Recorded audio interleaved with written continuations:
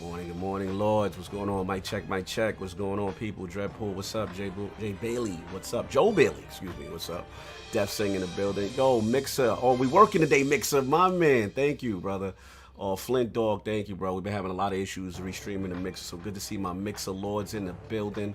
Brooklyn in the house, 6 Layer, what's up? Just waiting for the Lords. It looks like everybody had a rough night, you know what I'm saying, last night. Thanks, Vogel. Appreciate that, you know what I'm saying? Waiting for the Lords to come in, and you know I will mute King when he rolls in with his theme songs that'll get us demonetized. Stinger, my OG NLG brother. What's going on, man? Yeah, we talking to death to Sega today.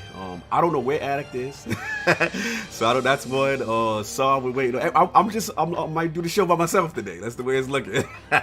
We may have some special guests pull up. Frodo, man, good to see you, brother. Good to see you as always. Hold on, Addict has arrived. I was worried, but Addict has arrived. Addict, speak to the people, man. You live? Can you hear me? Yeah, I can hear you. Okay. Mostly Martinez said you was getting your overalls together. Just wanted to make sure. Nah, that's stuff I had to do. No doubt. Graphic God, what's going on, bro? Yo, we're gonna deliver those knees 1 week. And shout out to Jason Jones. You know what I'm saying? Yeah, we waiting. No video just yet. No video just like Delilah. We waiting. We got things going. You know what I'm saying? But we should wait for the rest of the Lords. We will mute, come back. We got a really big show planned, and hopefully things go down. So I will talk to you guys in a bit.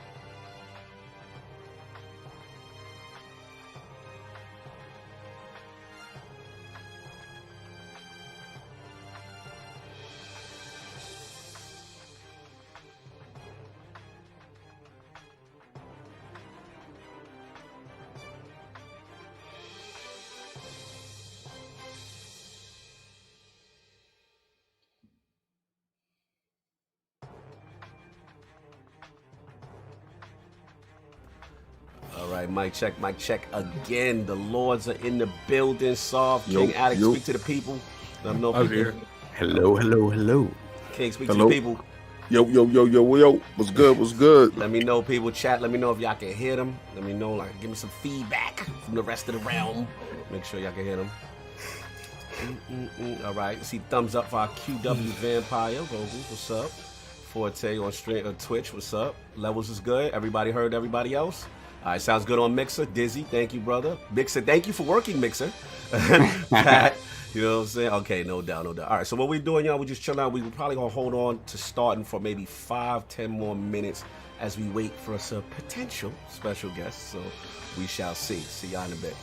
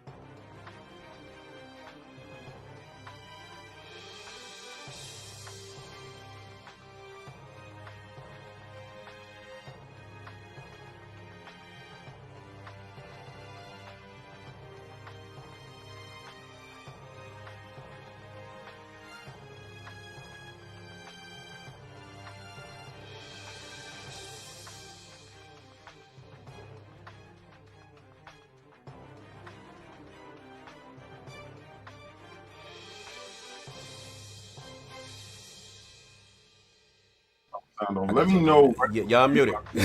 Yo, what's going on? We about to start. Michael, aka Bed-Stuy, that's with $2 super chat. What's cracking, Lords? What's going on? Army veteran, thank you, brother. $5 super chat. What's up, Lords? What kind of TVs do you game on? Looking to upgrade? You speak to King. He's the Lord of TCLs. He'll get you in the right direction. The Lord of TCL.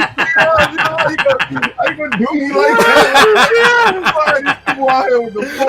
That's how he get there. That's premium experience. That's what he does. He's not about the QLED. He's not about the QLED. He's not that brother. Look at COGNito acting like he.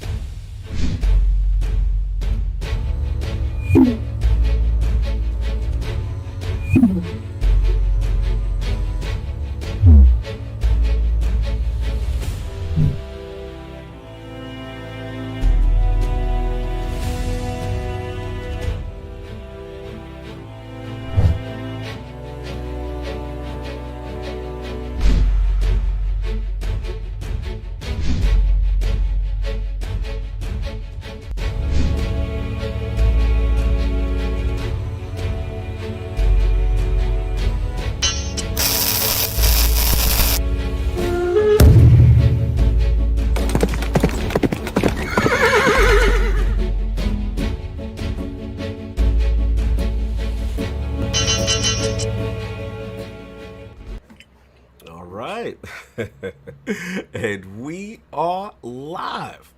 Welcome to the Iron Lords podcast and the Lords of Gaming.net, episode number 161. And Smitty Smith is super chatting. Shout out to Smitty Smith. Wow, the Lord of TCLs. You can't slander Lord King like that. I know. I didn't give him a chance to respond. I know. It was a low blow. It was a low blow. I know. You know my TV games ain't like that, baby.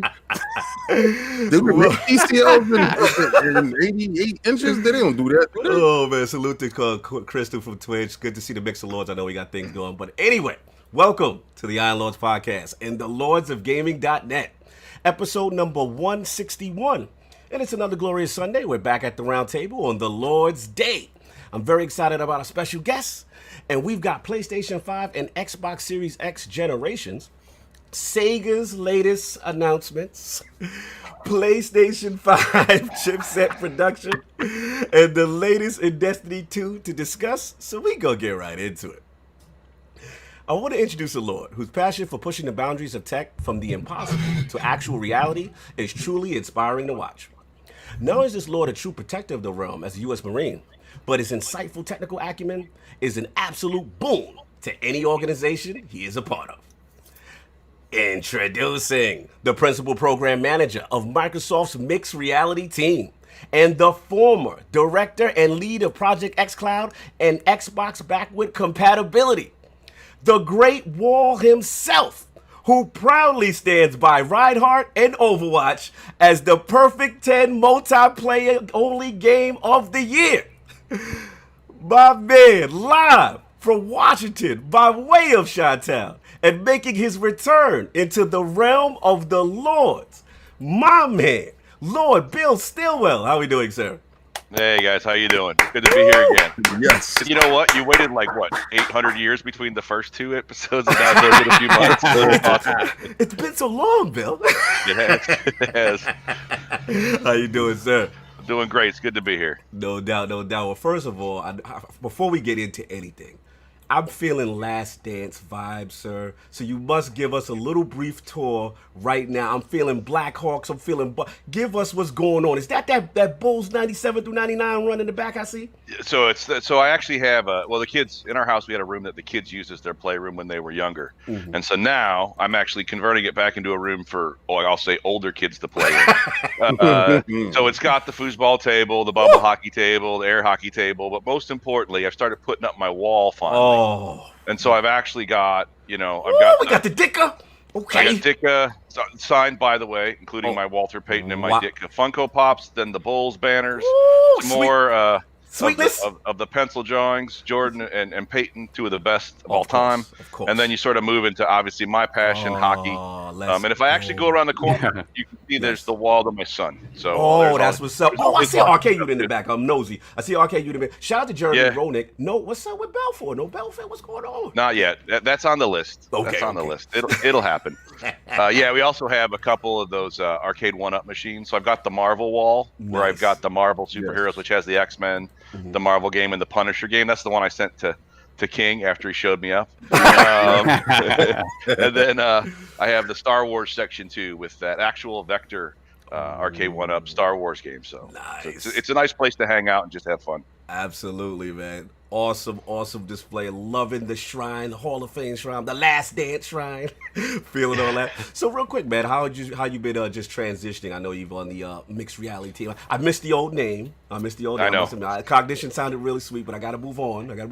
But like, how's the whole transition going for you? And then especially working under these conditions, under the pandemic. Yeah. So I started that role, and then the next day Microsoft shut down, and I've been working from home. It's been a really interesting experience.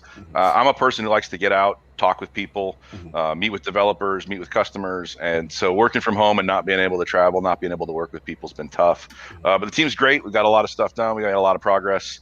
I'm really excited about our future. And it's nice to have I always used Xbox as a job as an excuse to have the console be something I got to go play on the console. I got to go to work. And now I've been able to double down on mixed reality stuff as well. So I've been really exploring a lot more content there and getting the family involved in that as too. So. That's pretty awesome, man. And lastly, we know Reinhardt is on full display at that perfect 10 game that I know you vehemently feel about, and I disagree, but we're not gonna get into that. This is about you.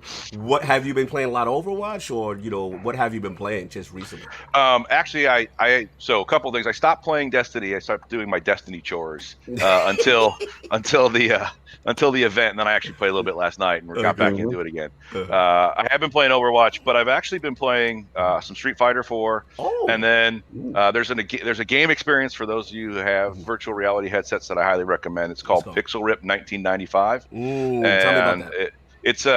It's a game within a game, so you play in a VR world where you're in the 90s and you're buying your game console as a kid. Stop. And then you actually go through a progression of you play a Street Fighter type game, you play a Zelda type game, you play a Streets of Rage type game, and as you're playing it, the characters in the game are coming out into the real world and influencing the real world to save their universe. It's a fantastic game, and it has.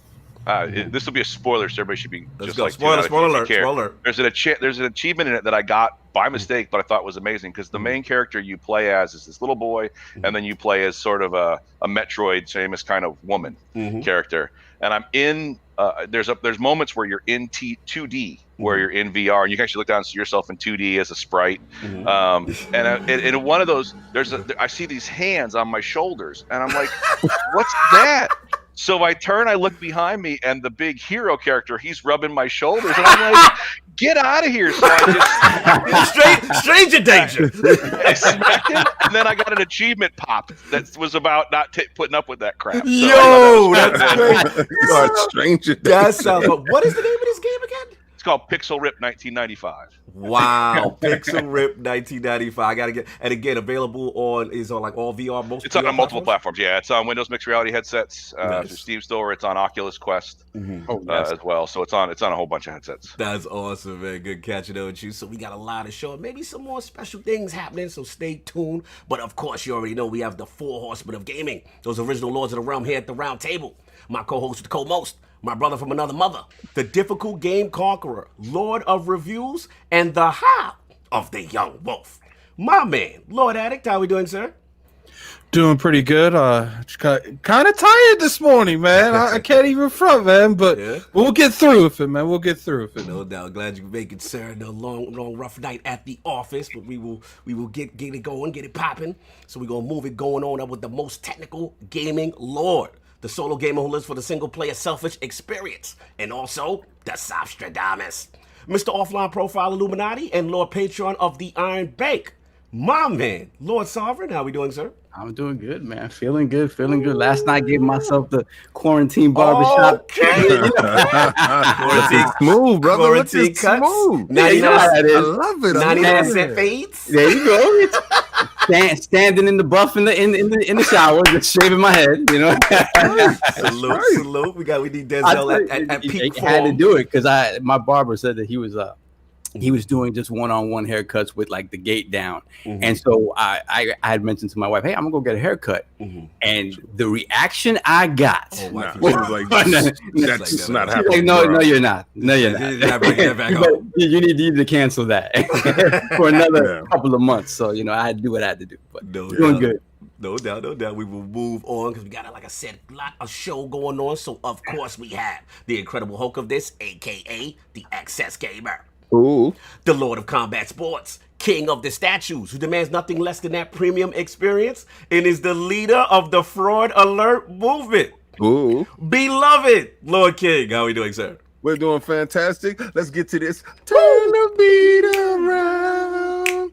Let me see that scar now. What's going on? on? That statue is incredible. Just got to address something real quick. Yes, a lot of you dudes is on my timeline going at one individual. If you call that individual brother, and we talking about my man So Shady.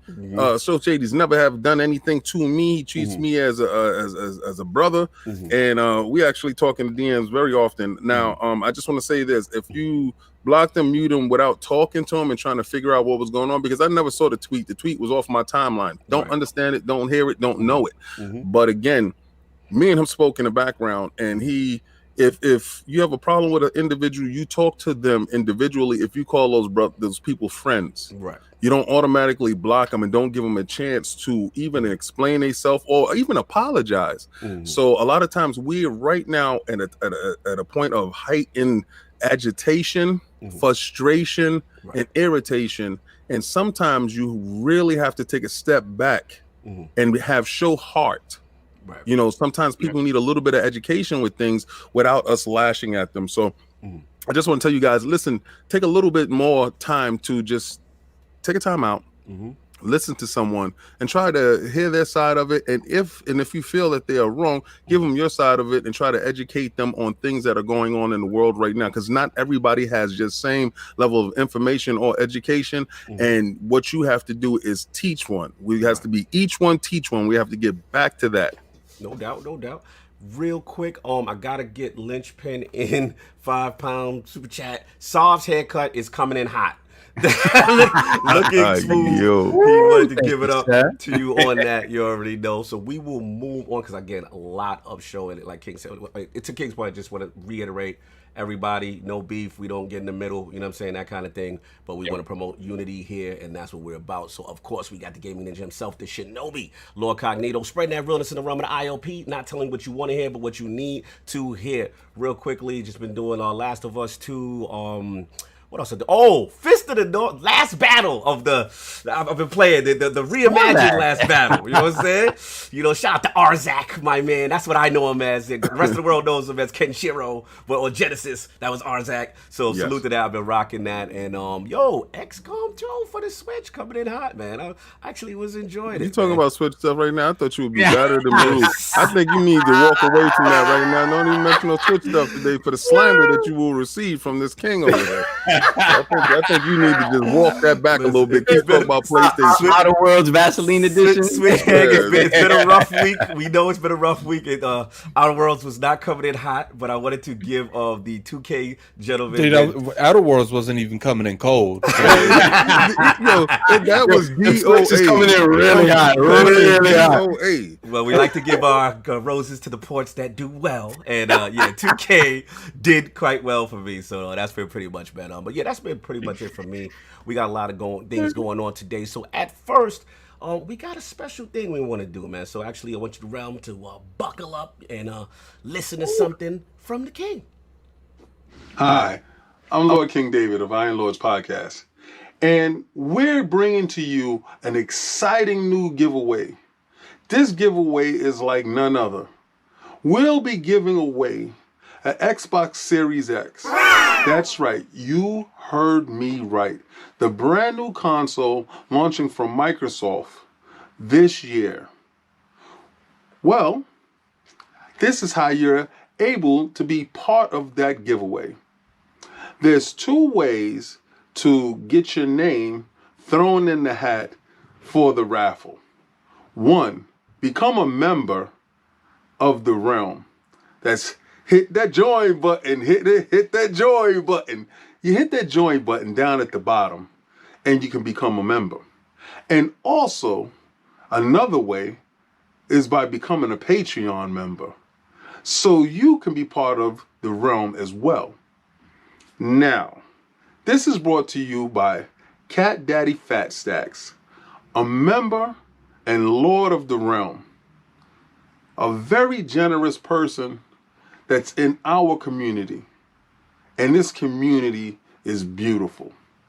So remember, you can have 1 entry by hitting that join button and becoming a member of the realm. And also, you can have another entry by being a Patreon. Now, you said, King, what if I'm a member of both? Well, your name gets thrown in the hat 2 times. So please, like, follow, and subscribe. Join, or become a Patreon member, or become both. And your name is in the hat to get that Xbox Series X. That's the Who Did That For You sweepstakes. This is wonderful. This is something that I'm sure that you will enjoy. Oh man, have a great day. Yeah. Dominus Maximus Spencer did that for you. Sweepstakes has arrived, man. Salute the Lord King for putting that together, man. Something special for the realm. Put your hands together, man. I wanted to do that. Who did that for you? You already saw. And again, salute our brother, CatDaddyFatStacks. Sponsored by him. He spoke to the realm. He said, look, man, love what we're doing, and he wanted it to be, normally we'd do our typical giveaways through outside, sources, but in this case, he wanted it to be for our most loyal members. So like King said, to reiterate, if you are a member of the Patreon, or if you're a member of the YouTube, to hit that join button, as King says all the time, you will get actually a second entry. So salute the King putting it together. Salute to Cat Daddy. Salute to the realm, man. This is for y'all. We want to give back to the community, and I want to pass it over to the Iron Bank. It's his time to talk about what else we've been doing. What's going on, man? All right. So before we do that, we have 2 brand new members of the realm. So we're not playing. We're not playing. Xbox get me. So shout out and put them crests up in the chat for Heated Heavy 505. Lord Bronze, welcome to the realm, sir. And Emmanuel A. Yeah. Welcome to the realm. Thank you so much. Much appreciated. Oh, wait, hold on. Oh, wow.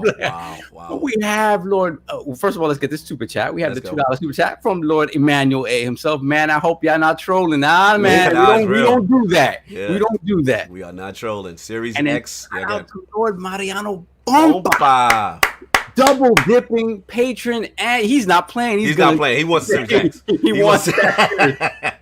Guys, thank you so much. Oh my God. We got Lord Ricardo Willis. Welcome to the realm. Thank you. Wow. People want that Series X. Be sure everyone put those logos up, we got Xbox Pope here. Look, Pope is in here. Look, y'all, we can't promise that Pope is going to design your Xbox Series X. He's on another level, right? We're not promising that. But we see you in here, Pope. We want that gold one. I want the gold one from the gold ILP, Pope. Oh, my God. Like, speak to us offline. What's funny is when I saw that, I was okay. That seems a little too much for my wallet. But that controller, listen, I don't really welcome your brothers to the realm with the stickers and put them shields up for your brothers that just joined the realm. Yeah, put them up for joining up. Fantastic. Continue, Saul. So as I said a couple of weeks back, right, we were soon coming upon the point where we're going to have a fantastic problem to have, which is that you're not going to be hearing my sexy, luscious voice all that often because we have too many members for me to really just list off every time we do Patreon and we do YouTube. So again, this is a fantastic problem to have. Thank you guys. Yes. So with that said, and without further ado, King, I'm gonna have to borrow your song for a minute, but Lord Cog, let's go, hit it. Let's go, boy. Boom, boom, and now are we gonna do the Chicago Bulls joint? And now. So hopefully, if it's working correctly, if it's working correctly, look at it. Let me see the picture. Stop that. No, can't get letting us use that for that. But as you can see, YouTube subscribers. No, you got to get your own song. We got to get our own. Your own song. That's all right, not so it. we'll do the Chicago. And now, the starting lineup for the YouTube ILP subscribers and Patreon subscribers. You guys, thank you so much. Like I said, this is a fantastic problem to have. And it's because of you guys, like the support that we've been getting week in and week out, constantly getting new members to the Patreon, new members to the YouTube channel.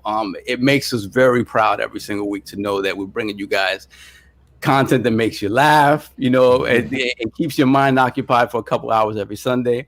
So that's a fantastic thing. Brother, yes, we do. Yes, I don't see the dented in, man. Yeah, I'm not seeing it either, but I'm not seeing it. I don't know what's going on. I did what I was supposed to do, but we got okay. So let me explain because I know are we missing something? Yeah. Okay, something I was supposed to have. We worked on something very incredible for when new members join the realm, and it's like trumpets and little stars and stripes and it's like and you show up and we really wanted the fanfare for you guys. But what I want y'all to do every time new members join in, please, brothers, show them the stickers that they have afforded to them and put those crests up and shield and show them shields for your brothers. And with that said, we have another new member to the realm, Lord Hassan Abu Zayed. Thank you for joining the realm. Hold on. Delilah says her ears, so I'm hoping maybe it is working. It is? Delilah, if you're saying your ears are hurting, because I made sure I wanted it to be loud.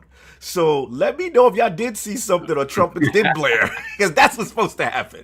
We experienced some technical difficulties with that. We have yet another member to the round. The finest. The finest joining the round. The finest. Okay. Thank you so much, brother. Okay. All right. So with that said, and now you're not going to hear my voice less, right? But we're still going to do these giveaways, right? So we're still going to do giveaways the way we usually do it. So let's get into this $10 gift card giveaway. And the winner of the $10 gift card giveaway is Lord Restored Hades. Restored Hades. Yo, Delilah said it ain't working. It's our terrible singing is what she said by it. Yeah, I was a couple octaves too high. We'll get it straight now, guys. We'll get it straight. We're working with Graphic God for weeks trying to get this thing in. For whatever reason, we'll get it though. Continue, son. All right. What else we got? The winner of our $20 gift card giveaway is Mariano Pompa. Salute. What happens? Just join the realm. This is what happens. Salute. All right, now get into our Teespring giveaway. The winner of our Teespring giveaway is who gets the trip? Gamers Play. Gamers Play. That's new. That's a new game, right? That's new to the realm. That's right. We're not rigging it anymore. We're not rigging at all. They did not have the opportunity to drop the bag off, so that there's no rigging whatsoever. So shout out to everyone, and once again, thank you guys for all the support. Oh, we got to know. There we go. Oh, we got to get these horns together, man. We'll do it. If it ain't there, I'm gonna do it for you. Is that your sound of a horn, King? Listen, I'm sorry. From my recollection as a child, was it? What was that guy's name? They would tell you have a seat, and he's tired. Mr. Rogers. Mr. Rogers taught me how horns sound, sir. No doubt. So we got two more members to the round, Lord Perfect Shogun. Welcome to tier gold, sir. Thank you so Wow, much. salute. And of course, Lord Vagabundo, 5591. Welcome to Lord Bronze, sir. And thank you. Definitely. And put those shields down there, man. Welcome the new lords to the realm, Yeah, man. welcome Put those to the shields realm. down. Crest This is up, y'all. fantastic. All right. So like I said. the new guys in the realm, right? When you go to the toolbar, look down there, you're going to see the emojis that are afforded to you now that you have become a member of the realm. And you click it, and it's going to say, Iron Lords podcast emojis, and you have those special emojis like who did that for you, throw them in the bushes. We might have a new one now, to be honest with you. Oh yeah, we don't be getting that switch coming in hot, stuff like that. And on God now. So, no doubt. So last week I saw. Yes. Put those Like I shields said, up. the Iron Bank is feeling very generous this month, man. So, so next off, we have, in 2 weeks' time, we're gonna have the sequel to one of the most amazing games of the past generation coming out. I cannot wait. And as the Iron Lords do, Being extra, one of the greatest games of all time. That nonsense about. I want to hear. This is my opinion, and my opinion only before you say stuff. Say that. The internet will agree with me. Thank you very much. Share by most. So, as we usually do, we're gonna have a Last of Us Part 2 Gleam IO giveaway. And that actually, Twitter sort of got ahead of itself a little bit yesterday and put it out there. It was snitching about what was going to be given away, but it's okay.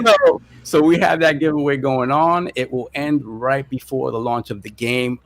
As I was telling the Lords off mic beforehand, it's a little crazy when it comes to PlayStation codes. Yes. So oftentimes what will happen is that I'll have to give somebody like PSN credit to purchase the game and things like that. So just so you know, it's difficult to get an actual code since I can't gift it to you either from the Iron Bank. So it probably won't get the actual code for the game, but you're going to get what you need to get the game.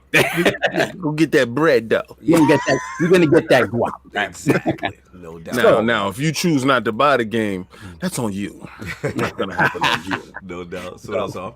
We got one more thing. So big shout out to the guys, the developers at Camel 101 Studios. Yes. They were gracious enough to give us a code for their latest game. They gave us the code through lordsofgaming.net. Our brothers over there, making sure that they listen, man, these guys are moving in these streets. These guys are getting these codes for these games. These reviews are coming out. And the guys from Camel 101 were gracious enough to give us a PS4 code for their latest game that was released actually last week. So we're a little late with it. So we apologize for that. But it's called Those Who Remain. And it is a psychological horror game set in the town of Dormant, where basically you have to try to survive the night and keep the darkness at bay. I personally love games like this where you're trying to keep the darkness at bay and stay in the light. Like anybody who's ever played like Alan Wake or anything like that. This is actually I believe a first person sort of experience. Fantastic game. Thank you so much for this code. So guys, salute the Lord Gene on this too as well. Lord Gene for passing that along. And once again, check out Camel 101 and check out Those Who Remain. So we have one code for the PlayStation 4, and the way we're gonna give it away is this, right? You guys are gonna laugh, right? So the first person who can write in the chat the following answer will get the code, right? So the question is, what's the question? The first person to name the 4 primary colors of the Sega Game Gear Mini that was just announced this month, this week actually. So the first person to put that in the chat wins the code. Man, you know how many people's going to Google right now? It's unreal. Yeah, listen, give a shout out to Justin. What's his last name? Not seeing who you Mahoney. He joined the realm. Oh wow, thank you. We didn't see that. Yes, correct. Yeah, put the crest up. Yes, Justin Maroney. Shout out to Justin Maroney. Shout out to Justin Maroney. Thank Salute, you so man. much. So we'll say gray, and gray. All right, so we got Who's the perfect. Wait, who went first? Wait, hold on. Who's first? Drunken Ninja said red, blue, black, and yellow. So I don't think that's it. Smitty Smith. That's it. Is that it? That's it. That's it. That's it. Okay, then Primary Drunken colors. Ninja So got who's it. the first though? Who's the first? Make sure he was the first. Yeah, he was the first. He was the first one to say anything. All right, you know what to do. So Lord Drunken Ninja, just get at me in my DMs, LordSovILP. in his DM. Get at me, and I will give you that code. Once again, thank you to Camel 101 for this code. And if you guys are not win, obviously check out this game. Those Who Remain. I believe it's out now on PS4 and Steam. Check it out. No doubt, Chuck, and then say, "Ha!" He took the Fresh Montana. Anyway, so let's get on, man. With a lot of show. Again, appreciate the giveaways. Appreciate giving back to the community. Again, for you guys sticking with us. But we got a poll question. Last week, poll results are in, and the people have spoken to the question with the latest info. What is Cat Daddy talking about? We just skipped me. I don't know what you're talking about. What did he? Was he first? Was he first? Well, we're gonna see. Check that out. We can't upset Cat Daddy. Just make sure that's definitely right. not Cat Daddy. Okay, so let's go make sure. Game of my choice. Salute. You already know. 2000 chat. Thanks for all you do, gamers. Lord, salute. Yeah, salute to you guys too as well. You guys make us do this.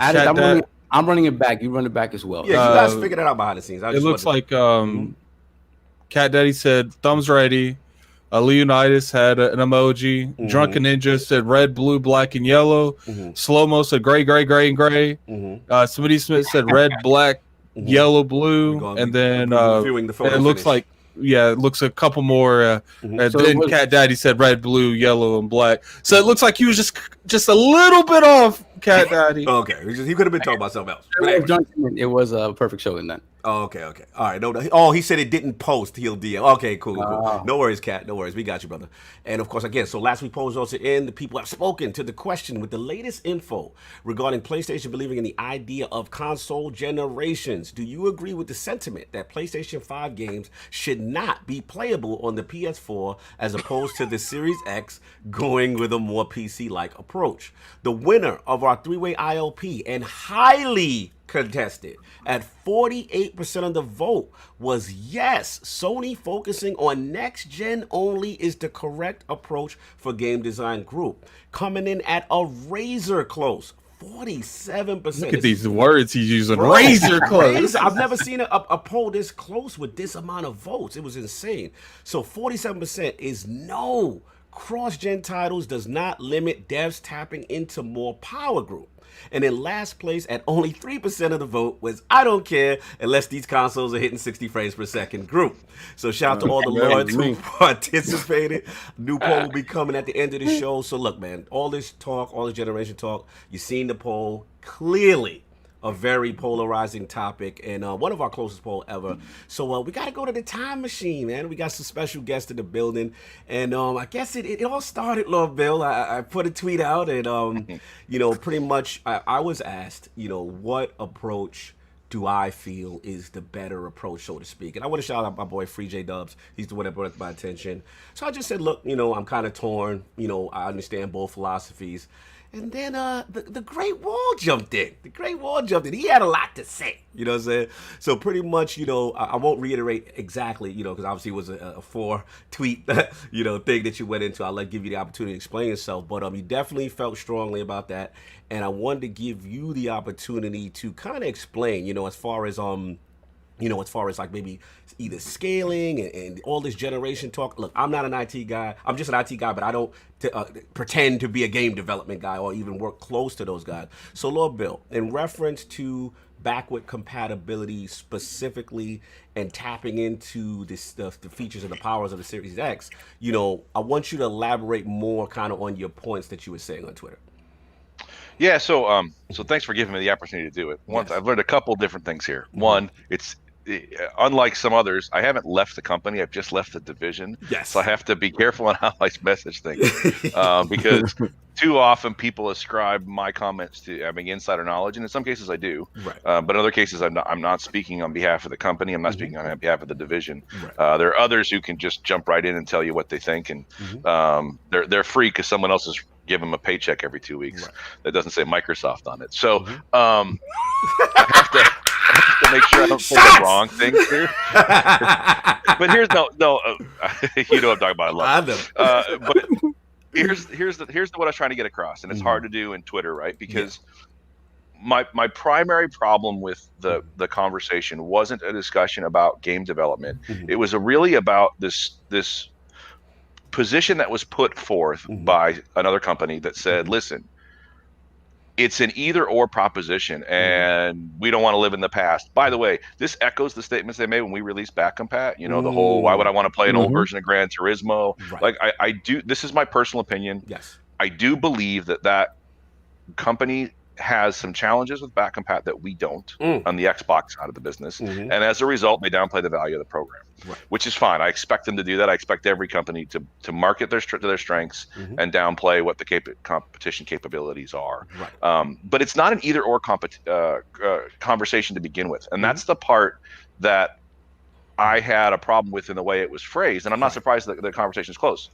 There's a couple different things that go on. Number one, first-party developers will always be able to take advantage of a hardware and produce games better than a third-party developer can, by and large, especially early on in the actual in the actual life cycle, right? Like eventually other companies get close to it, but they have earlier access to the spec, they have early access to the hardware, and they know what they can do that others can't. That said, in some cases, and we ran into this with BackwardCompat titles too, right? Like they try stuff out and go, oh, maybe that's not the way to do things in this new world, and they learn and they evolve themselves. And so it's a good give and take about how games improve, but it's why you usually see those first party exclusives stand out early on in the beginning. And then but the other part of this business is most titles are there to serve multi-platform. So you're not just writing for Sony's platform. You're not just writing for the Xbox platform. You're not just writing for PC. You're writing for all of them. And so you build your game so that it can be on as many platforms as possible and take advantage of the capabilities of that platform. Very specifically, you see this in the PC world all the time, right? I have this graphics card in one case, I have this CPU in another, and the games adapt. Yeah, right, exactly. I was trying not to say any of my actual specs. PC shaming, continue. Right. No, it's okay. Okay, I'll say it. I got 2080 on my laptop, and I got 2070 Super in the desktop, right? So it's okay. It's okay. But in all seriousness, right? Look, the CPU on the console is not great. CPU on the next gen console will be better, but you're still going to write the game for the old console anyway because that install base is so big. And so what I was trying to get at was more of the delineation of there will be games that take advantage of capabilities, but most of the developers in the world today have the ability to build to multi-platform and take advantage of the capabilities when they're there and not put them there when they're not. Now, the specific part that makes this conversation more difficult in this generation is the SSD speeds. Yes. Oh, you're stealing my point. Okay, continue. No, okay. You're on your bag today. Continue. And this is where, like, I think you were right in the way we talked about it, right? There's definitely the reality of what can you do with that tech that you can't do with another device. Exactly. Now, again, let's take third party out of it, because the third party developer is going to build games that take advantage of it when they can to whatever denominator fits the platform plans that they have. Now, that does mean that they may decide that there's a speed level with the PlayStation 5 and with potential future PC devices, so they exclude another console. They won't build it on the Switch. They won't build it on the Xbox. Okay, that's a decision that they make from a design philosophy standpoint. But by and large, what you expect most of them to do is actually build towards the lowest common denominator. I hate to use that word because it doesn't mean the capabilities are reduced, but they'll put capabilities in that, we saw this with Mass Effect when we first put it, right? The loading screens were elevators. We put it on BackwardCompat that we no longer needed, but it was built into the game for the ones that needed it, so that it was there. And then the other ones, and it was faster to load in because they didn't have to do as much work. But anyway, the macro point is I use the term red herring, right? It was a false comment to say it's either or. There will probably be a selection of games that decide to take advantage of a capability that you couldn't do anywhere else. Most of those will come from first party, and I think that's valid. But by and large, majority of games will be able to be multi-platform, will be able to be multi-generational. And ultimately, I think that's better for the industry as a whole. That's why I worked on the programs that I worked on, right? The idea of bringing these games to as many people as possible on as many platforms as possible is the best way to grow the industry. And I just think that my opinion, that is an archaic way to look at it, that is used as a way to market a specific capability. And I don't think that's necessary, because if the game itself has some capability that is only available on one console, hype that piece. Right. Don't tear down an entire industry or a shift in the genre that you to sort of inappropriately hype up something that doesn't even exist in the public yet. No, I hear what you're saying, and I want to double down on what you're saying, because obviously the philosophies are different, and what you're saying, again, just want to be correct with what you're saying, as far as, you know, the majority of titles, you know, generally are designed multi-platform, and we hate to use the word lowest common denominator. And for example, put it this way, let's just speak specifically to the PlayStation 5, right? So we know that they have this differentiator with the SSD, you know, and as far as, you know, both consoles have next generation SSDs, but we do know that is something they're touting. We saw the Unreal Engine 5 tech demo, you know, the 8K textures loading, all this stuff that they're saying is only possible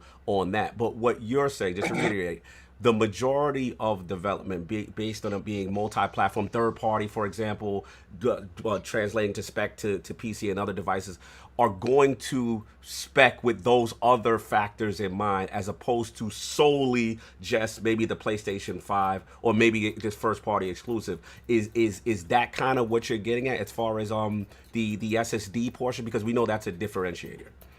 Yeah, I think so. I mean, that's a good way to phrase it. This is at its heart, this is not a binary decision. Right. Like that. I think that's really where, and this is what plays into all of this debate all the time about, you know, which console is better, and it's not binary. Most of these games will be games that play on multiple consoles. That like there will be games at some point that take advantage of a specific feature, and they will be the exception that people talk about. They won't be the bulk of the content. Right. And that's really, I think, the missing part of all this, is that by making it this false choice, oh, you can either have this game that takes advantage of our SSD, which is faster than anybody else's and can do things no one else can do, which is their claim.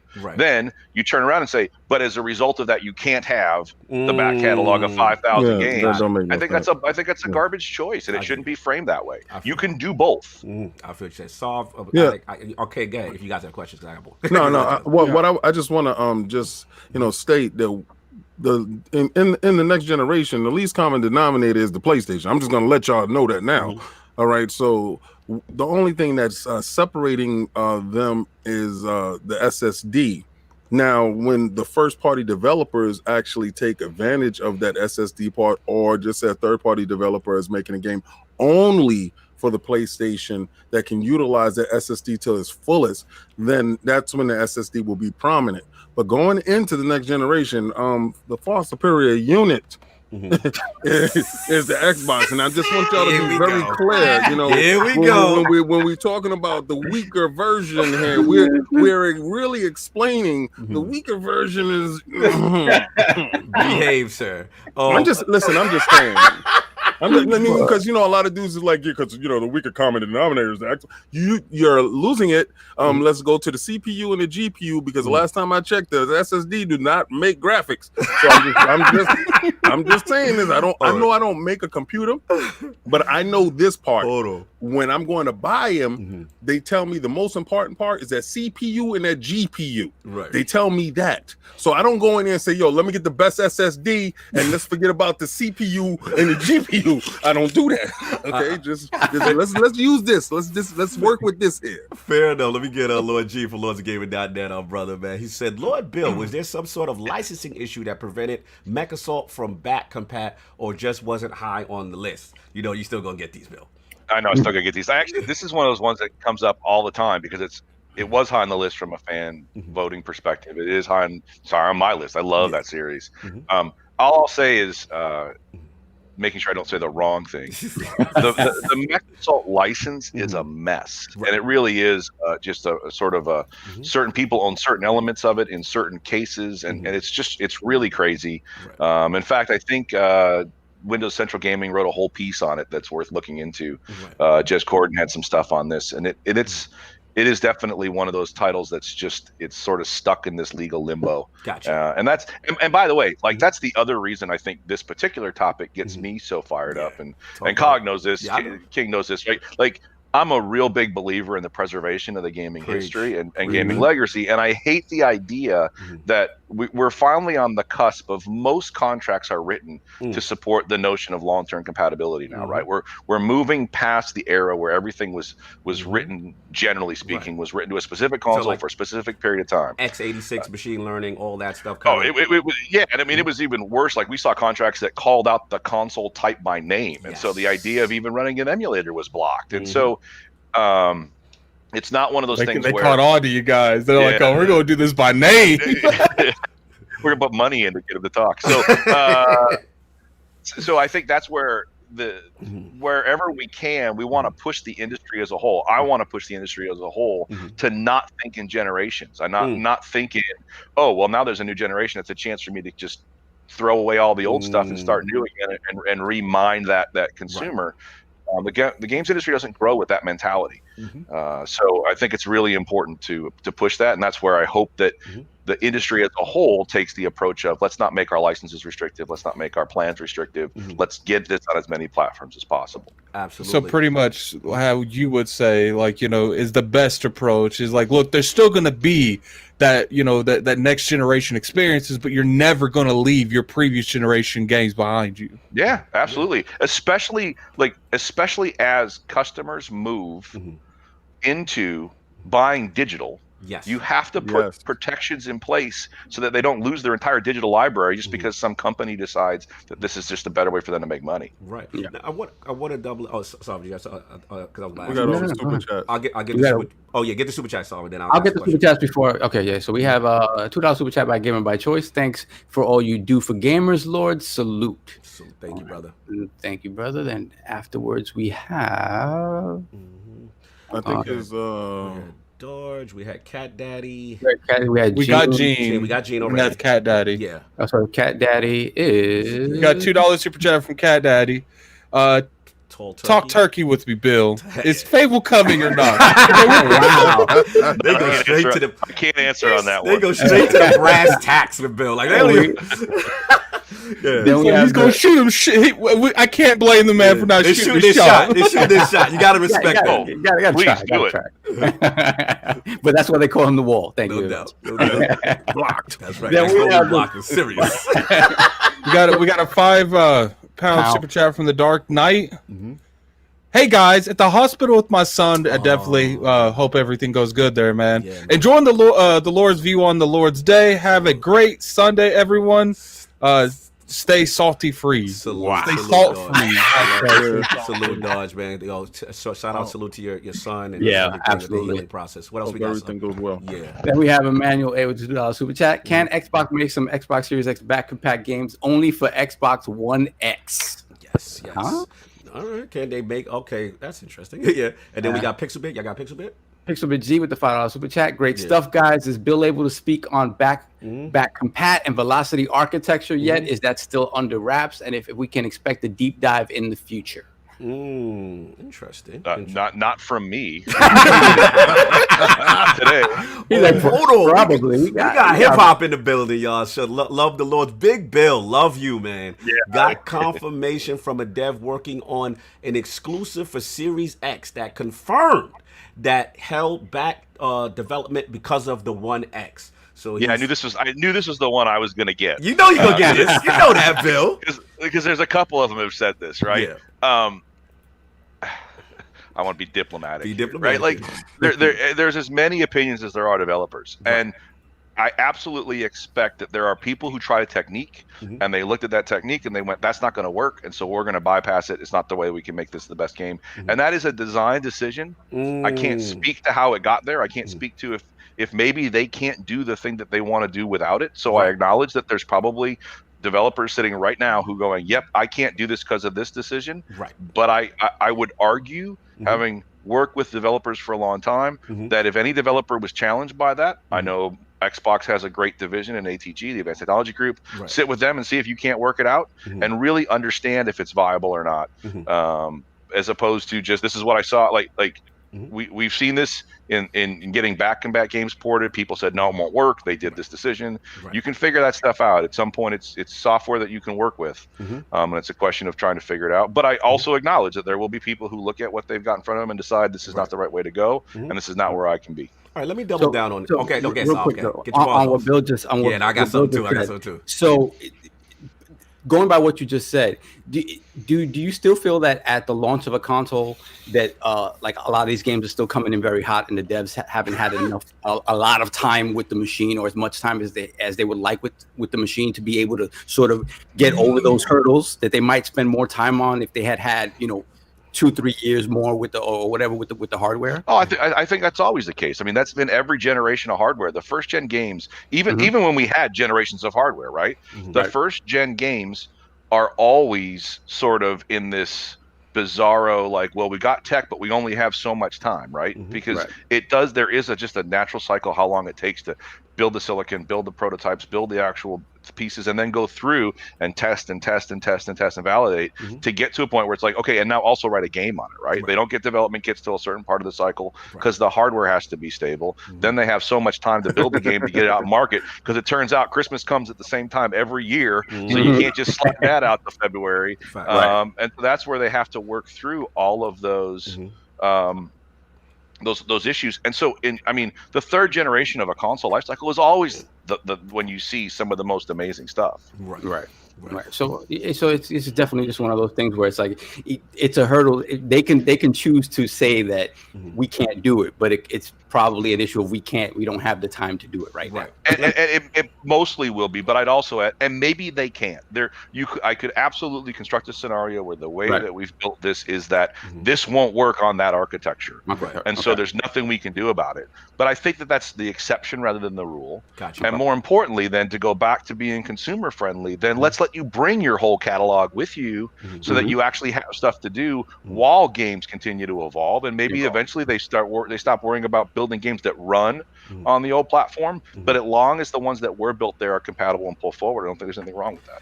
We have some super chats we need to address. So first off, we have Crazy Geek Dude with the $5 super chat. Yes. Could an exclusive Xbox Series X game be played on older hardware via xCloud streaming? Bill? I'll answer that technically. Yes, sure, of course it could, because it's just anything you stream can be played on anything with a screen and a controller. Exactly. Okay. So yeah, we got some special super chats. We have somebody with a double name here. Lord King David, Lord King David. $45 super chat. Brap sends his messy.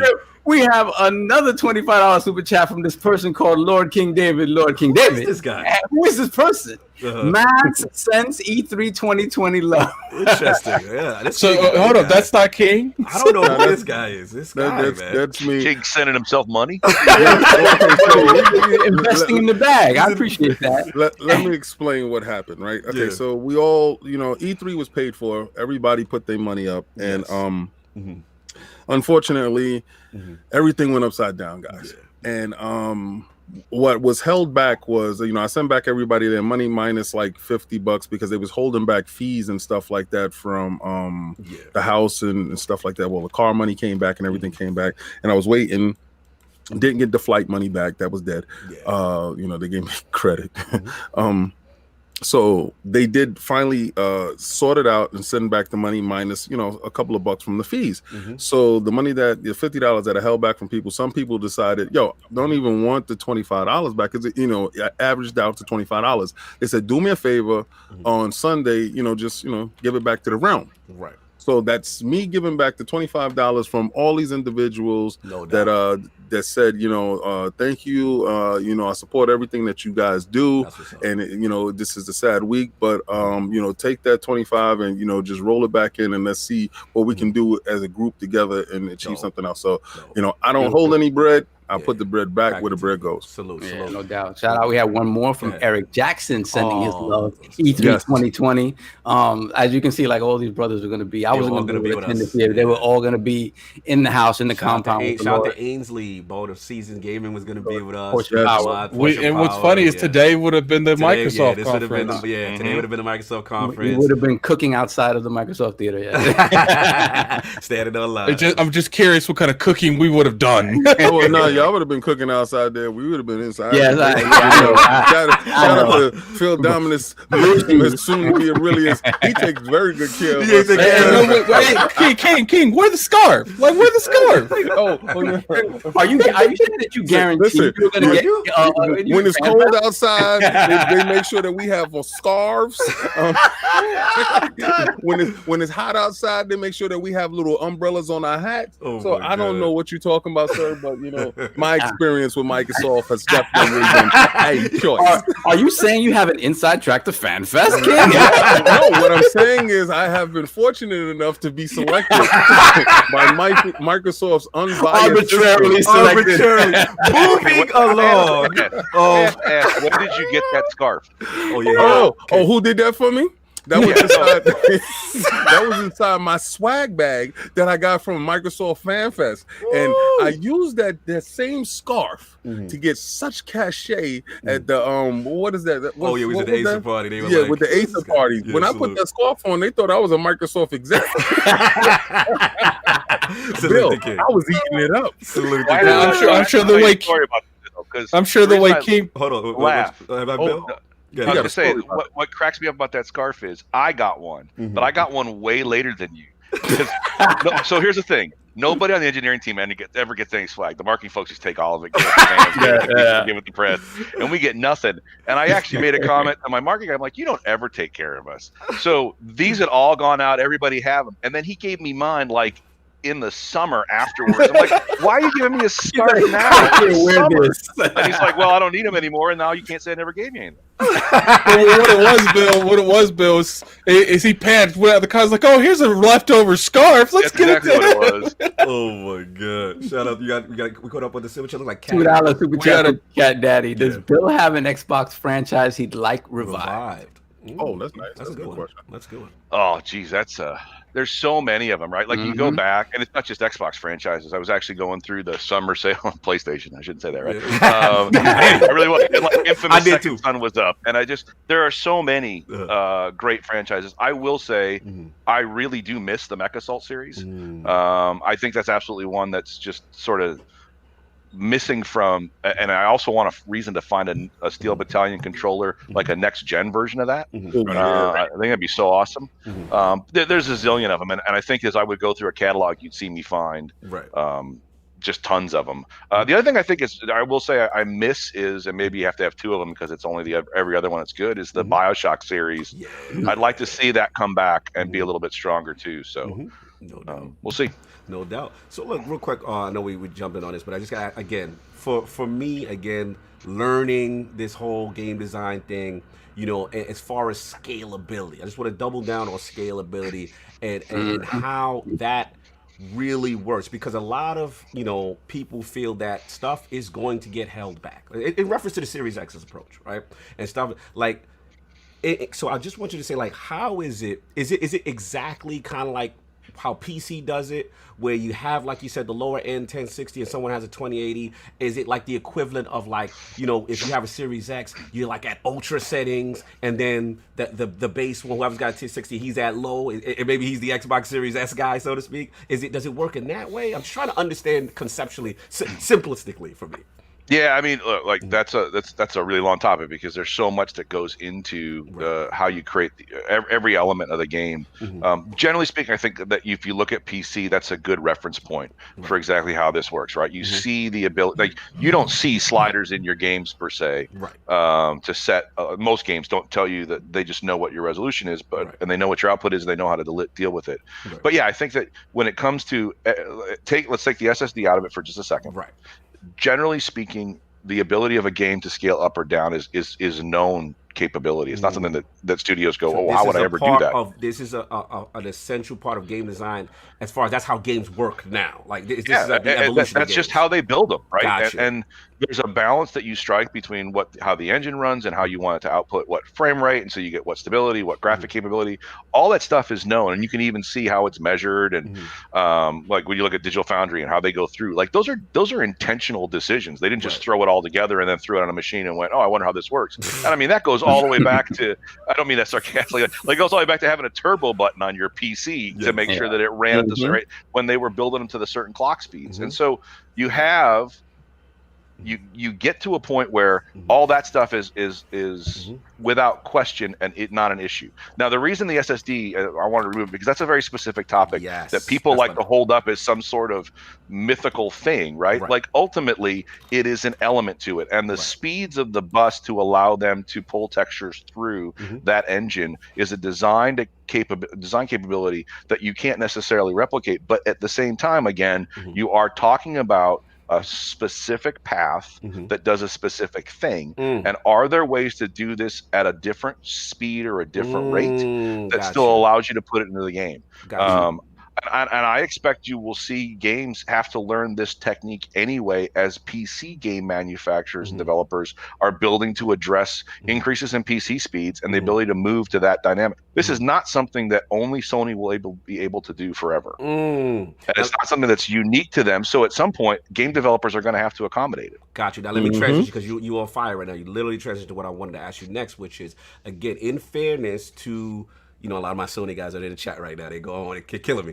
But I want to ask this, in reference to the PS5's I/O. What we're hearing, it's on a different level as far as throughput, right? So what I'm asking is, like, because of that, you're saying that developers are still going to have to come up with ways, right, to accommodate this for other things, or like, because the language is the marketing language is language, yep. Yeah, we got to call it what it is that it can't be done, and it will allow for things that just cannot be possible. You know what I'm saying? So the way I understood it was, like, for example, when I was looking at stuff with Xbox velocity architectures, things like that, like, if you play a game and the classic scene, you go from one area to the next area, but instead of just transitioning, right, you'd have that slow, I'm going through this slow space and I'm crawling through this crevice, and that's like the trick to kind of load in to the next. Talking about that thing that they was doing with the Unreal Engine 5 engine when they was going through the that Final Fantasy 7 remake is an example. Like, you go,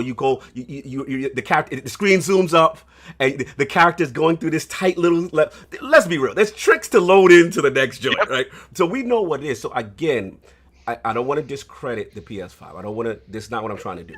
But what I want to say is, we hear about this IO throughput and things of that nature. So what you're saying is developers who may not have that technology and stuff like that are going to have to come up with ways to accommodate that, or is this something that's just, again, exclusive that just cannot be done?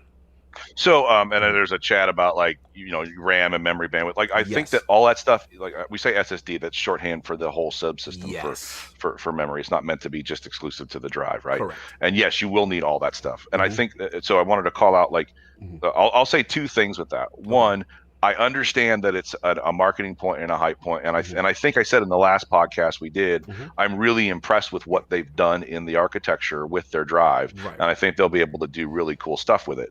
I also don't think it's as impressive over what you'll be able to do with what the Series X has done. Right. And so I have high confidence in that team. I will also say, look, I reserve the right to wake up smarter tomorrow, and someone may prove me wrong, and we'll learn, right? Like, the one thing I have learned is I never underestimate game developers to take advantage of something and work the way around it. But that works on both sides. And so the ability of a game developer to look and say, okay, I'm building this game and I want to have seamless transitions with no loading screens on PlayStation, but I'm also going to want to sell it on Xbox. Right. What am I going to do to manage that kind of thing? Like, that will be the tricks and the techniques. And so maybe, I'm just making this up, but maybe there are elevators in the Xbox version and not on the Sony version, right?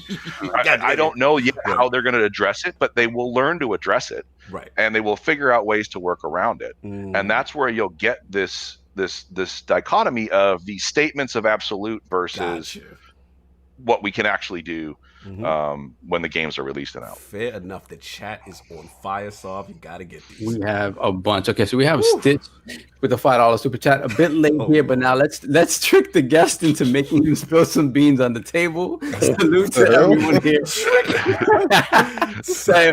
Bill's too smart for that. Switch to the bushes. Yeah. Cog. All right. Stitch, Specifically the cog. Stitch, you get this one. Switches in the bushes this week for the Outer Worlds port. You earned that one. Continue. Shout out to Emmanuel A with the $2 super chat. Is Xbox buying Mistwalker and making Lost Odyssey 2? We can only dream. Okay, hold on. I just got jumped for a second. Kids Okay, Move. we have Kiss Move with the $5 super chat. Bill, what does the velocity architecture do? How would you compare it to PS5 SSD solution? You guys have to get Jason Ronald on the show.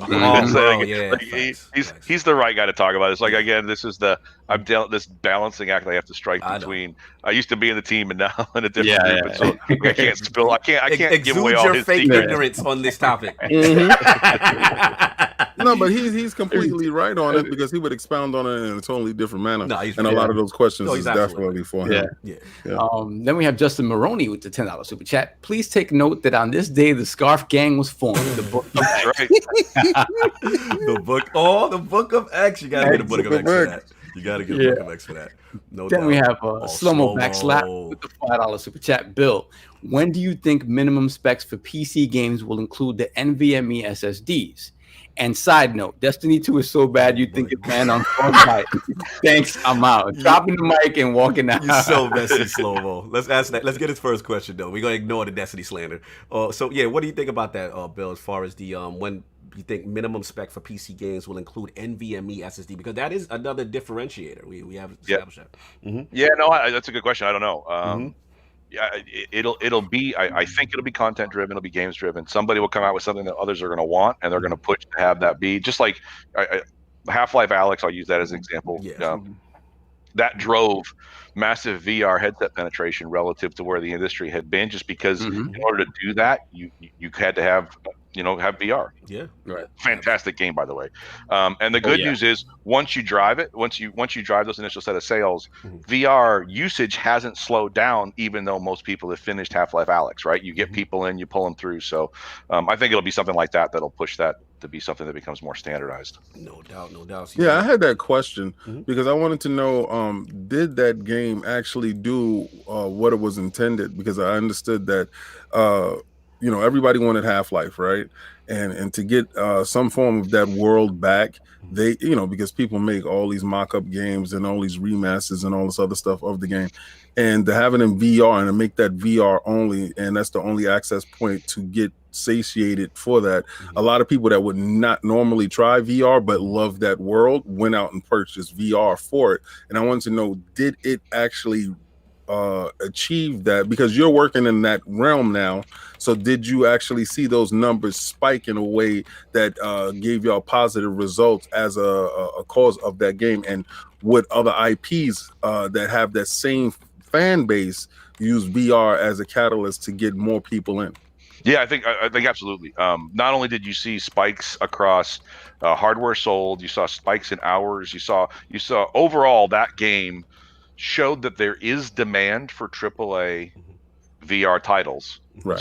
It is kind of amazing what they accomplished from just a technical perspective, but it did drive usage. And then what it also did is it drove a halo effect of others. Once you got the headset to play Half-Life Alyx, you're like, well, I'm done. What should I do now? And so you grab Boneworks, or you grab Gorn, or you grab some other game that was out there.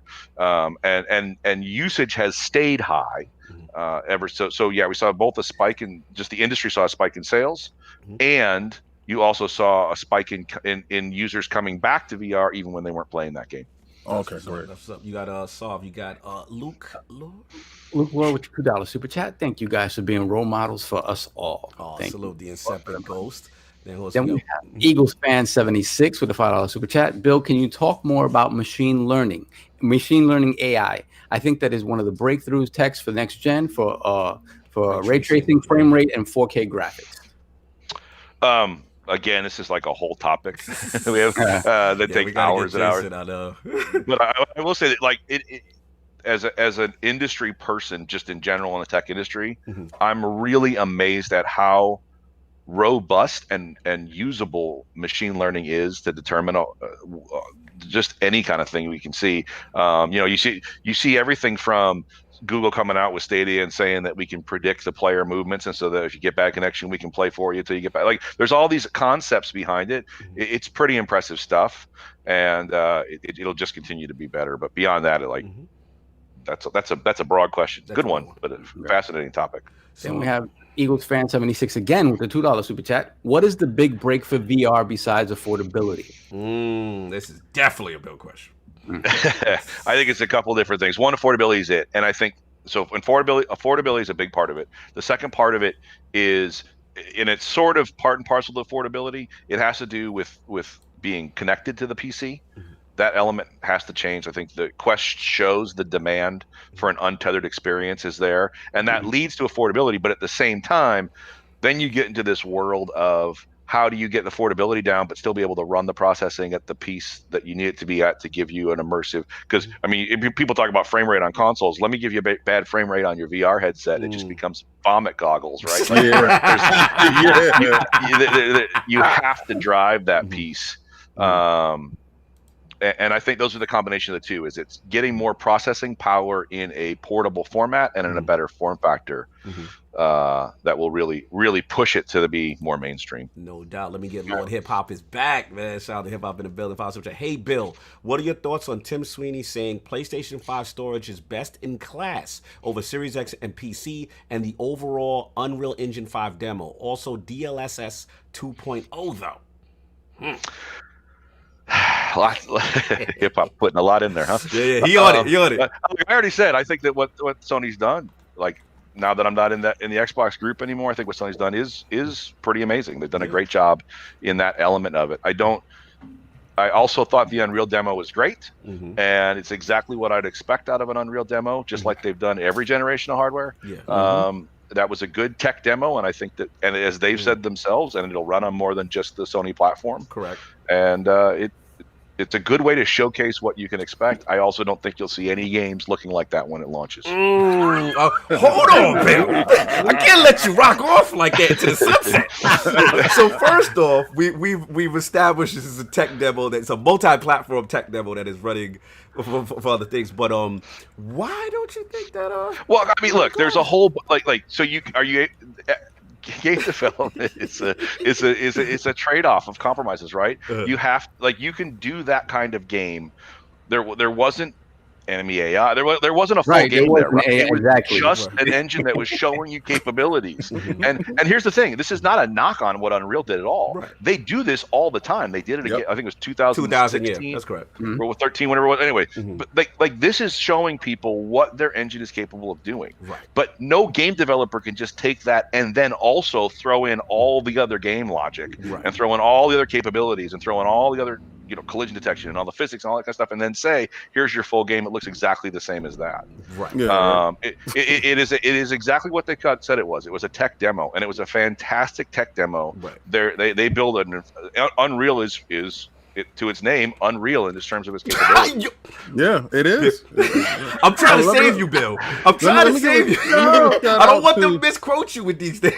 Let me give a shout out to the 270 that's in the chat watching, and that's on YouTube, Twitch, Facebook, Instagram, Mixer. Listen, put those likes in the chat. Let's get those likes up. Yeah, shout out. Lord Bill's dropping a lot of knowledge right now. Look, listen. Remember, man, you got to get 3 shows, 300 and above for me to have some overalls in the trucker hat. Trucker hat and overall addict is on route 300, man. No, he's not on route. That's those likes where they should be. Where the likes gotta go. So look, shout out to Cat said, put on the Eat the Beat. Yo, you stupid. All right, we're gonna stop being messy, chat. I see y'all fanboying and being messy, but I gotta ask, all jokes aside, like both consoles, I wanted to ask you this. What technologies excite you the most about the next generation coming in? What's the thing that got you pumped? So I'm gonna be negative. I'm excited for both consoles, and look, whenever you see games take a step forward, a generational step forward, it's always good for the industry. Yes. But this has been the hardest one for me to contextualize. What's the like? there was the step to now we're playing online multiplayer. Yes. There was a step to now we're playing high definition graphics. Yes. There was a step to, I guess now I'm not sure what this step is yet. Maybe it will end up being about IO and bandwidth. Maybe it'll be about true 4K 60 120. I mean, but I don't really yet know. And so I'm taking more of this. I'm super excited just from the standpoint of it'll be cool to have another gen. Right. And play games that can take advantage of better hardware just in general. But I don't know what specifically I'm going to see that's different. Is it? Whereas the other generations were much more clear cut. That's exactly what I was talking about. That's okay. He encapsulated everything, my whole concerns, right? That I don't think people will see that generational leap that they're begging for in the manner that they expect. Right. And I think it's more of you have to be in front of it, because I don't really think you're going to get it off of YouTube when a lot of people don't, stream in 4K 60 on YouTube, right? So, I mean, when you see a 60 frame per second game while you're there, you're like, wow, that looks amazing. Then when you touch it, it feels incredible. Right. So my thing is, how are you going to convey next generation when we're playing at 4K now? You don't get no more 4K-er, right? So you're at this point where 4K and the fidelity is already high, because I'm looking at these games and I swear, I stop in Odyssey and I look out over the world. I can swim to where I'm going to get to. I can ride my horse to where I'm going to get to. I can get in my boat. There's really no limitations on my gameplay experience, right? So I said, okay, now going into the next generation, what will I do to make things a little bit different? Frame rate, and probably a little bit more like textures or making the world more alive. But how do you convey that? Yeah. To the next generation? I think you're onto something, King, because I think even Phil alluded to that, right? It seems to be, Bill, I think you're onto something. I had to give you the onto something. I think this is the hardest generation to convey the difference. It's like you said, King, like it's one of those things you have to be in front of, whether it be, I know me coming from PC gaming now, I know how much NVMe drives make a difference with booting up my PC, with load. I'm playing Destiny, I'm in the map already while guys are still in orbit. You know what I'm saying? Like I see those differences, but again, I think it's gonna be, this is my opinion, I think it's gonna be a combination of system solve where like all these things together while you're in front of it enriches the experience and also frame rates. Big for me, frame rates, please. Absolutely. On the console side is something that we haven't seen as a base, as a jumping off point ever. And I can speaking of King's point, that's what he really wanted out of this next generation. Like, let's get every single game running at 60, even if we have to. Because I'm gonna tell you right now, to me, resolution is a nice way to sell your platform, is a nice way to sell TVs. But at the end of the day, I think when you compare what else you can do with the game, right? Give me 1440p if you can give me 60 frames per second, and you can give me the game running at a comparably like to high to ultra settings on a PC. I'd take that, because my TV, our TVs in terms of upscaling to 4K, like it's very difficult to see the difference. And beyond that, techniques that devs are using now, we laughed a lot about checkerboarding and stuff like that. But if you really put stuff side by side with true 4K, my personal opinion, I don't think true 4K is necessarily the game changer that it's made out to be. I would prefer these other things moving forward. If you had to sacrifice anything, true 100% 4K rather than some sort of variable sort of resolution solution, I'd be happy with that.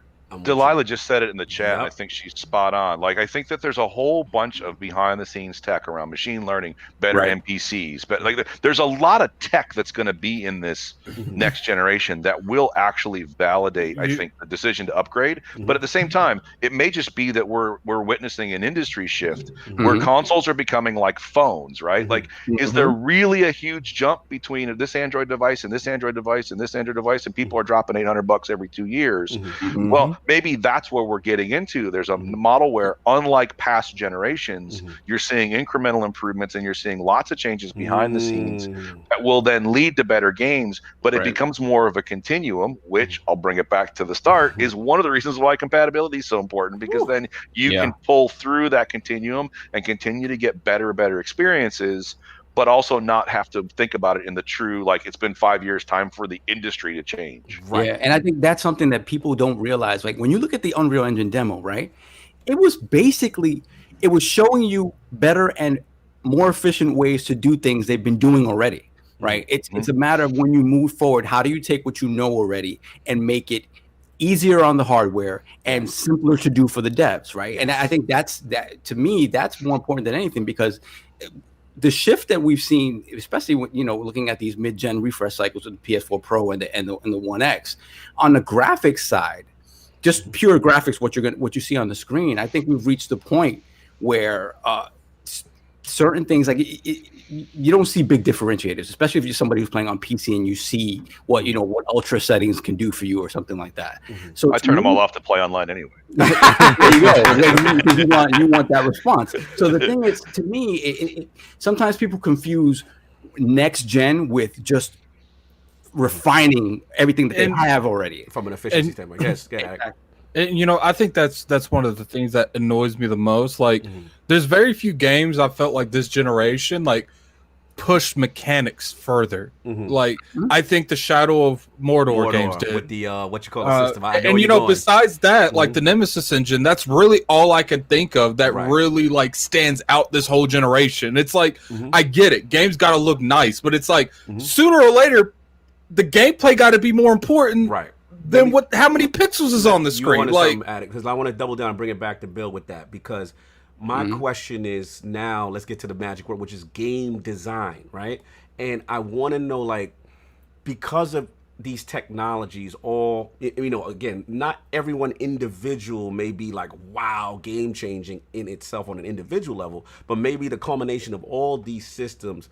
Do you think we may get some new implementations in game design with a combination of all these new technologies that maybe we okay, this is something, I know Attic is alluding to the Nemesis system from Shadow of Mordor, but some type of AI thing, well, maybe because we're freeing up resources and other things, like Solve is saying, right? And the devs are now able to focus and maybe direct into other things that they maybe never was able to put things into, like you said, NPCs, or something do you think maybe we get to that point at some point in the generation? I hope so. I think that's exactly what you want to see happen, just in general. I think that just like when we talked about game streaming, right? Just putting the games in a data center gives you the opportunity to do stuff that you couldn't do when everything had to be self-contained in a console. You give developers tools and you let them see what they can do with them. Game developers in particular, and game design is almost always cutting edge relative to what you see. Now, interestingly enough, a lot of new cutting edge development is going on in the cloud, in with machine learning and AI. And so the opportunity to bridge those two and actually have these interconnected games that can take advantage of it, I hope that gives you, it'd be great to see the Nemesis system in everything. And what's funny, Lord Bill, is how a lot of these from publisher to publisher, developer to developer, people, they kind of bite other people's style a little bit, make it their own. But, we saw it with the Dark Souls series, et cetera, et cetera. I was like, someone going to take this and make it better. And then 5 years later, I'm like, well, never mind. No one did nothing with that system. Yeah, Bill. I'm sorry, you were finish it up. No, I think he's right. I think that it is also an industry, and this is meant with flattery. It's a copycat industry, right? Absolutely. So as soon as somebody does something that works really well, everyone else will jump on that and deliver, right? When the Xbox put an Ethernet port in the back, everybody's like, "What are you, insane? That's the dumbest thing ever. Why would you do that?" And now you wouldn't buy a console that couldn't connect to the internet, right? You don't have to. You don't have to look any further than the Battle Royale genre to see that people copycat. Yeah, the mobile rap. That's right. We have another super chat with the $5 super chat. Bill, we missed Cat. Yeah, we had Cat above that. Cat we have a $2 super chat from Cat Daddy. Will games have performance over visual visual options? options? Man, I don't know Bill. if Bill can answer that. So There's as many options as there are developers. That's a per game decision. That's a per game. Right. Yeah, hopefully we get I that, hope man. they do it. Hopefully we do get that. Get, yeah. get, Then we have Hip Hop with the $5 super chat. Bill, One X is more powerful than PS4 Pro, but PS4 Pro games look better. God of War. Will Series X look better than PS5 this time around, or no? The definitive answer. Wow. Apparently, I need to get a worse TV because I think Gears 5 looks fantastic. So I'm not sure where that came from. Because look, you can, and I'm just giving hip hop a hard time, right? Like you can always find like sort of spot examples of this versus that. I do think I think the Series X is going to deliver what everybody's expectations, and I do think that it's not true to say that the PlayStation. Some of their single player games are fantastic, but I think you stack up the comparables. I use Gears 5 as the example because it's almost a showcase for how to do 4K HDR and Dolby Atmos in gameplay experiences. Like, it's unbelievable what they've done, and I feel you. I think it's equal. I think what hip hop's alluding to, I just want to give him. I don't want to give him too much heart. That's the homie. As far as like, we know Sony's developers, they what's the expression? Like, sometimes they tend to get the most out of less hardware in comparison to the Xbox One X. So would you say maybe it's going to come down to from a developer per developer level what they can get out of the hardware? Yeah, sure. I think it's hard to put. Like, honestly, I'd flip the question a little bit. I wouldn't put it on the hardware. Right. Yeah. I would turn to a company like Naughty Dog and say, look, they deliver this. This is the thing they're capable of. Yes. The Coalition delivers this. This is what they're capable of. And I believe if you put those companies on other platforms, they would continue to drive to a level of excellence and a capability. I don't think it's anything to do with. I mean, yes, it's the hardware that they're building it on, but they just happen to be self-contained, and so it accrues. By the way, this is why you have first-party studios. It accrues value to your platform. But the quality of those games speaks to what the developer was able to accomplish. I think hip hop's point also speaks to something that I've always talked about, how Sony's created sort of this archetype for what they consider to be I call it the Last of Us effect. Exactly. It's that, and I've said this a lot, and people sort of laugh at it, but it is the truth. Like, the games that showcase that platform the best are usually a third person over the shoulder action adventure game where obviously graphics are up in your face. Everything is sort of huge, and it's like a scenario that appeals to somebody just looking at it for the first time or somebody who's a hardcore gamer. If you look at that, you're like, wow, this is an amazing looking game. And it's like, if the majority of PlayStation games were isometric 3D games, right, that had amazing tech in them, they were beautiful games, detailed, amazing, he wouldn't be like, you know what I'm saying? Like, somebody would not say the same thing. The argument wouldn't be the same. Like, if you take God of War, right, and then you take The Ascent, the new isometric shooter game that's coming for the X. Right. You look at both of those. The Ascent could have the same budget, the same amount of graphic detail, right? But because of the camera angle, it's not considered on the same level as God of War. Now, you take that isometric camera and you push it behind the player character, and all of a sudden they're seen as the same. You know what I mean? You're apples to apples. It's a weird thing, and I've spoken to this before, like how the fact that Sony has sort of figured out that for their base, if they give them those type of games, the same exact cookie cutter game that and change the people in the world. I don't want to be flippant about it. These games are different. These games are all deep in their own way, and I love these games. But that archetype draws the eye. I say this, right? As great as those games look, right? I mean, and they look good. They look fun. Could you imagine God of War playing on the Xbox Series X or the X? Right. Because I'm telling you right now, and you see the S right there, right? Right.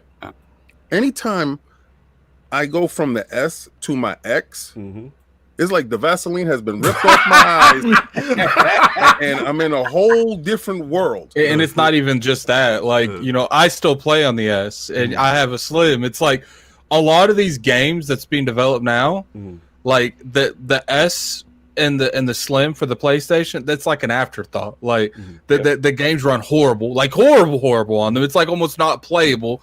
Like Ori was literally not playable on the S. I had to play it on my PC. Yeah, Oh, wow. But if like, you have a different type of television, you can brute force it. Like brute force it, so I can make my S go into hyperdrive mode. Okay, so I need a YouTube video explaining. refresh rate. Sovereign will tell you that I cap for this. I don't buy these beautiful TVs for a lot of things that like Sovereign does, right? Sovereign purchases it for the technical aspect. I purchase it to do things that it's not supposed to do. Like when I run it in the Jutta, like tell them about the Jutta. Listen, when King was the first one of us, or actually the only one of us to get a 3D TV, right? And the 3D TV, in addition to having like all the glasses and stuff like that, it had the de-jutter function, right? And so we go to King's house, got Cog and I. King is so happy about showing off the screen. So the 3D stuff was fantastic because I remember going to see Avatar with King in the theater. We lost our mind. So he needed that. He needed that in the house, and he took that step. I held back. I'm right there with him, and I was like, "Nah, I'm not doing this." But we got to his house, right, and he's showing us. So I was like, "There's something about this that doesn't sit right with me." I'm gonna wait. You can't. You know, the rule is you do not talk down about the man. Yes, you don't go to someone's house. Do that. So he's showing us Aeon Flux with de-jutter on, right? And it has that screen door effect where it looks like you're watching a video rather than film, right? It looks like she's in your living room. We used to call it, what is it, Real Life in the Box, King? Real Life in the Box. So we, like, again, I'm sitting there and I'm looking at Cog. Cog knows what I'm thinking. And I'm like, Sav is disgusted. I'm disgusted. And so I don't say anything to King. I'm like, yo, man, I know you loving it. Rock with that. When we get outside, I tell Cock, it's not supposed to look because, like, you gotta understand, Bill. Like, Sav is our AV guy. Like, he's the guy that wants to tweak our settings. So he'll come over your house and be like, no, Cock, that's not cinema the cinematic. Look, I'm still Sav and I are of like mind. Like I still have a Panasonic plasma that I can't get rid of because the black's so much that's better all. than anything else I own. That's him. He'd be like, your TV's Tell him that Panasonic. I have the whatchamacallit, the Pioneer Elite. The Elite Series, same yeah. Oh yeah, you guys are the same. Sav and Bill are the same. Oh my god. You know, absolutely. The first TV to get as close to absolute black as ever, like, and then the Panasonic Elite Series sort of took it. For me, that is key. Like picture quality is key. Black. He could not wait until I was ready to sell that television. He could not wait. So I go and take the bath of it. It was like $6,000, $7,000. I go take the bath of it. I got rid of it for he's my brother, so I got rid of it for it was like $2,000. I got it. Yeah. But So hold up. So don't be pocket watching. Did you really like say ain't supposed to look like that? This ain't it, and then you bought it from him afterwards? No, that's okay. I was about to say, man, who's got to get that fraud alert up, man? I was gonna do that. But the thing is, the TV, he purposely put it in that mode. Like, I brute force it. The brute force. And I was like, because he was like, look at her. She looks like she's right here in the living room with us. And I'm like, yeah. It makes people sick. Like, literally, if you're not used to it, you'll walk in the room and like, oh. I ain't go for a King. You actually sold me on that feature. I didn't realize that was the incorrect way to watch it. Loved it. Todd loved it. He was like, because it was so vivid. I don't know. It just moved lifelike. Where a point where you have to pause and you're like, wait a minute. I don't look like I'm looking at a video of a person as opposed to looking at a thing. But it's not until sound comes and he's like tweaking my face, like, no, Cog, this is how it's supposed to be. Take it off. Yeah. Sick to my stomach. Yeah. After the initial "Let the Man Rock," then I was like, yo, bro, like, this is how I got the television. I walked inside Best Buy on my lunch break, and I'm walking past, and I see like TVs on, and there's one TV that just looked crazy. I said, and I just brought the Pioneers. I said, "What the hell is that, sir?" And he said, "Oh, that's the new Samsung such and such." I said, "Why does it look real? Like, why does it look like that?" And he said, "Oh, that's the effect that we have, and that's the new Samsung engine." He didn't know what the hell. He didn't know what he's talking about. Yeah. He sold that television right there on my lunch break. I called my boss. This is when I had a boss. I called my boss and I was like, "Yo, I'm sick. My stomach is messed up. I got a TV that's in the back of my truck." Salute. Yo, he calls me. He's like, "Yo, I got to get this TV out of here." I'm like, "What?" You said the Pioneer's up for sale? Let's go.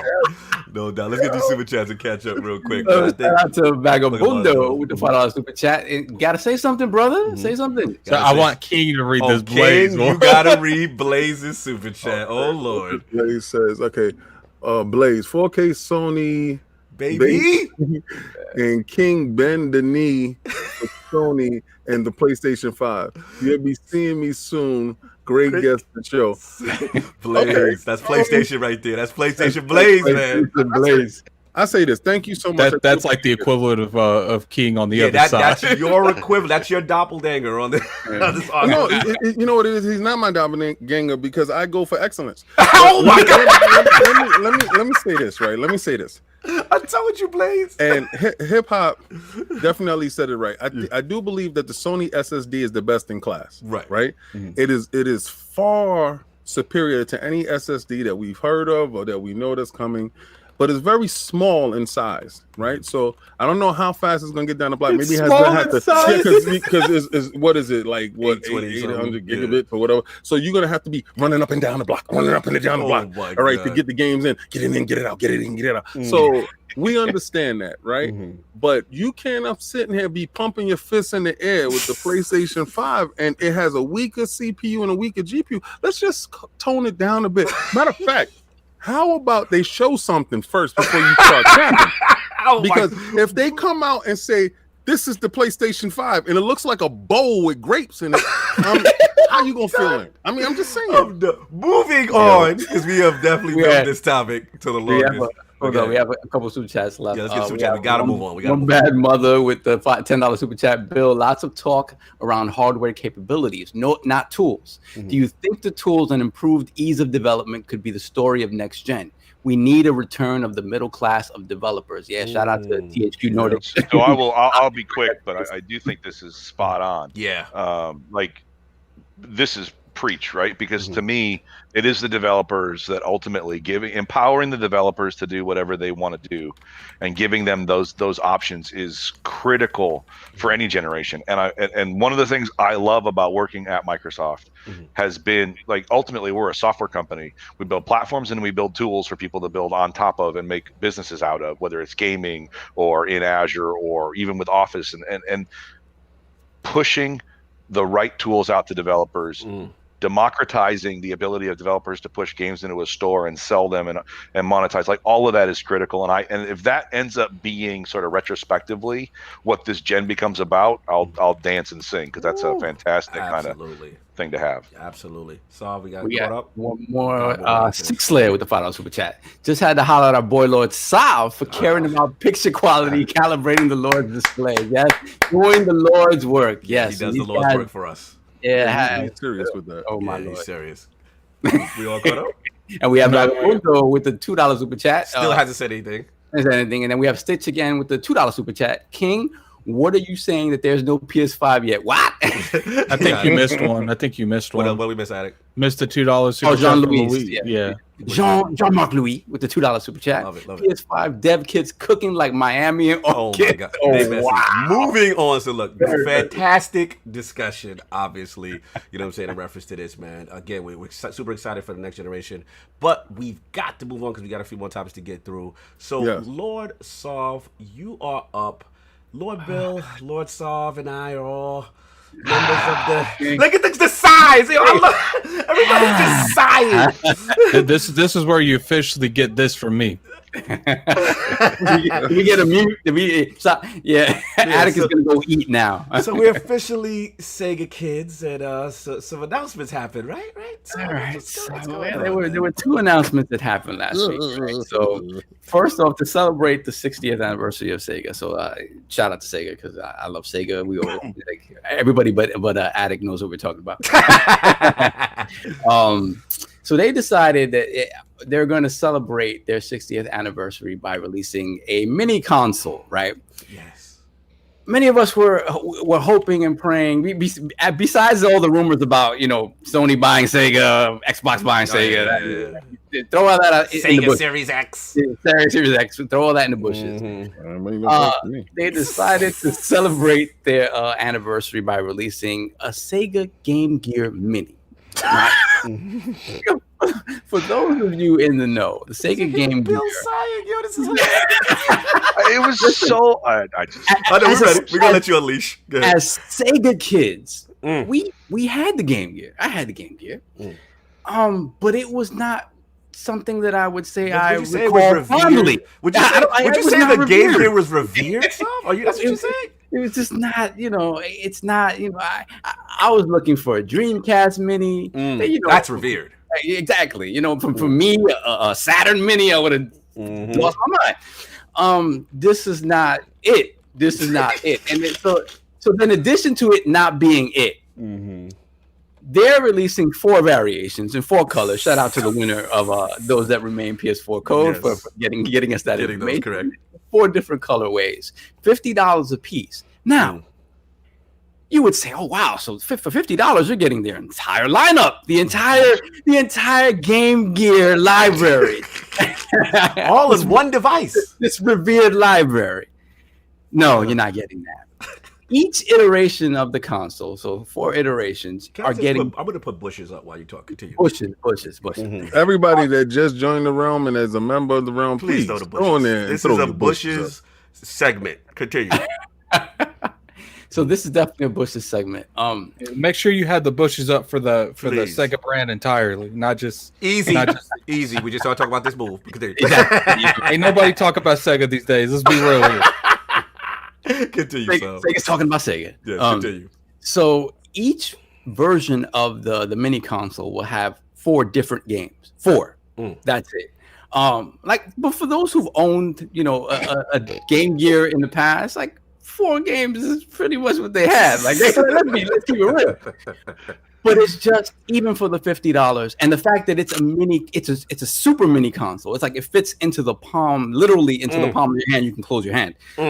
So it's one of those that has I'm assuming the HDMI out that you can play on. You can play it on a big screen or whatever. It's just it's a product that's built for no one. Not even people that cared about Sega hardware back in the day care about this. It's just a baffling move. Why would you even spend money on this? Right. But that wasn't it, so that wasn't it though. So the actual, if you guys remember, a journalist from Famitsu had indicated early on that he was going to have 20 people over this.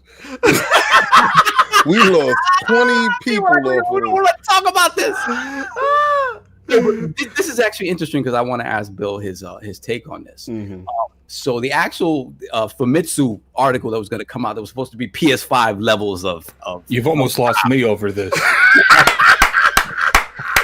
So Sega is launching a cloud gaming service in Japan called Fog. Get it right. Fog gaming. The power of the fog. Sir. The power of the fog.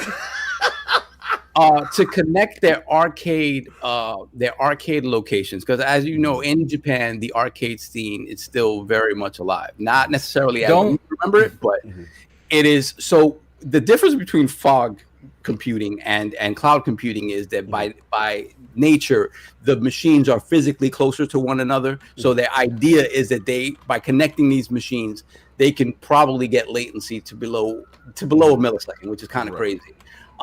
But again, it's one of those things that I don't see why it's necessary, and it seems like a baffling move for Sega. So for me, all of these announcements are in the bushes. I don't know why they're doing this, but I am interested to see what Bill thinks about fog gaming and how relevant that is. We got to get Blaze. 4K. Let's get those super chats. Yes, thank you, brother. Welcome to the world, Blaze. Let's put them shields up there. Put the shields up for Blaze, y'all. Shout out to that. I want all the shields in that chat, man.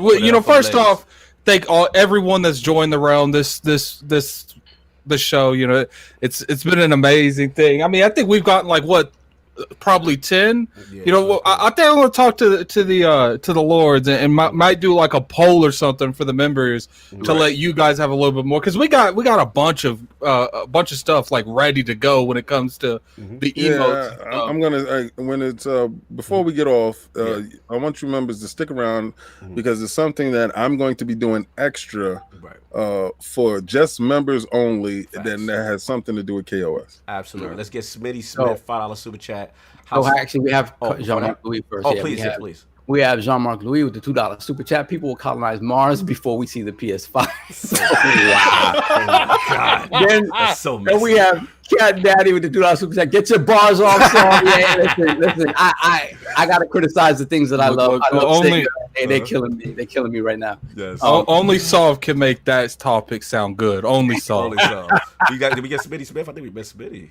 $5 super chat. How's Sega going to celebrate their 60th anniversary and then rain on their parade at the same time with that trash? Whose man's is this? Isn't there like a magnifying glass that makes the screen bigger? Like, if you buy a special edition, you can get a little booster the screen that goes on top. What? All right, Blaze $2 super chat. Yeah, I want my name in blue. You already know, Blaze. All right, let's get. We've delayed this long enough for Lord Bill.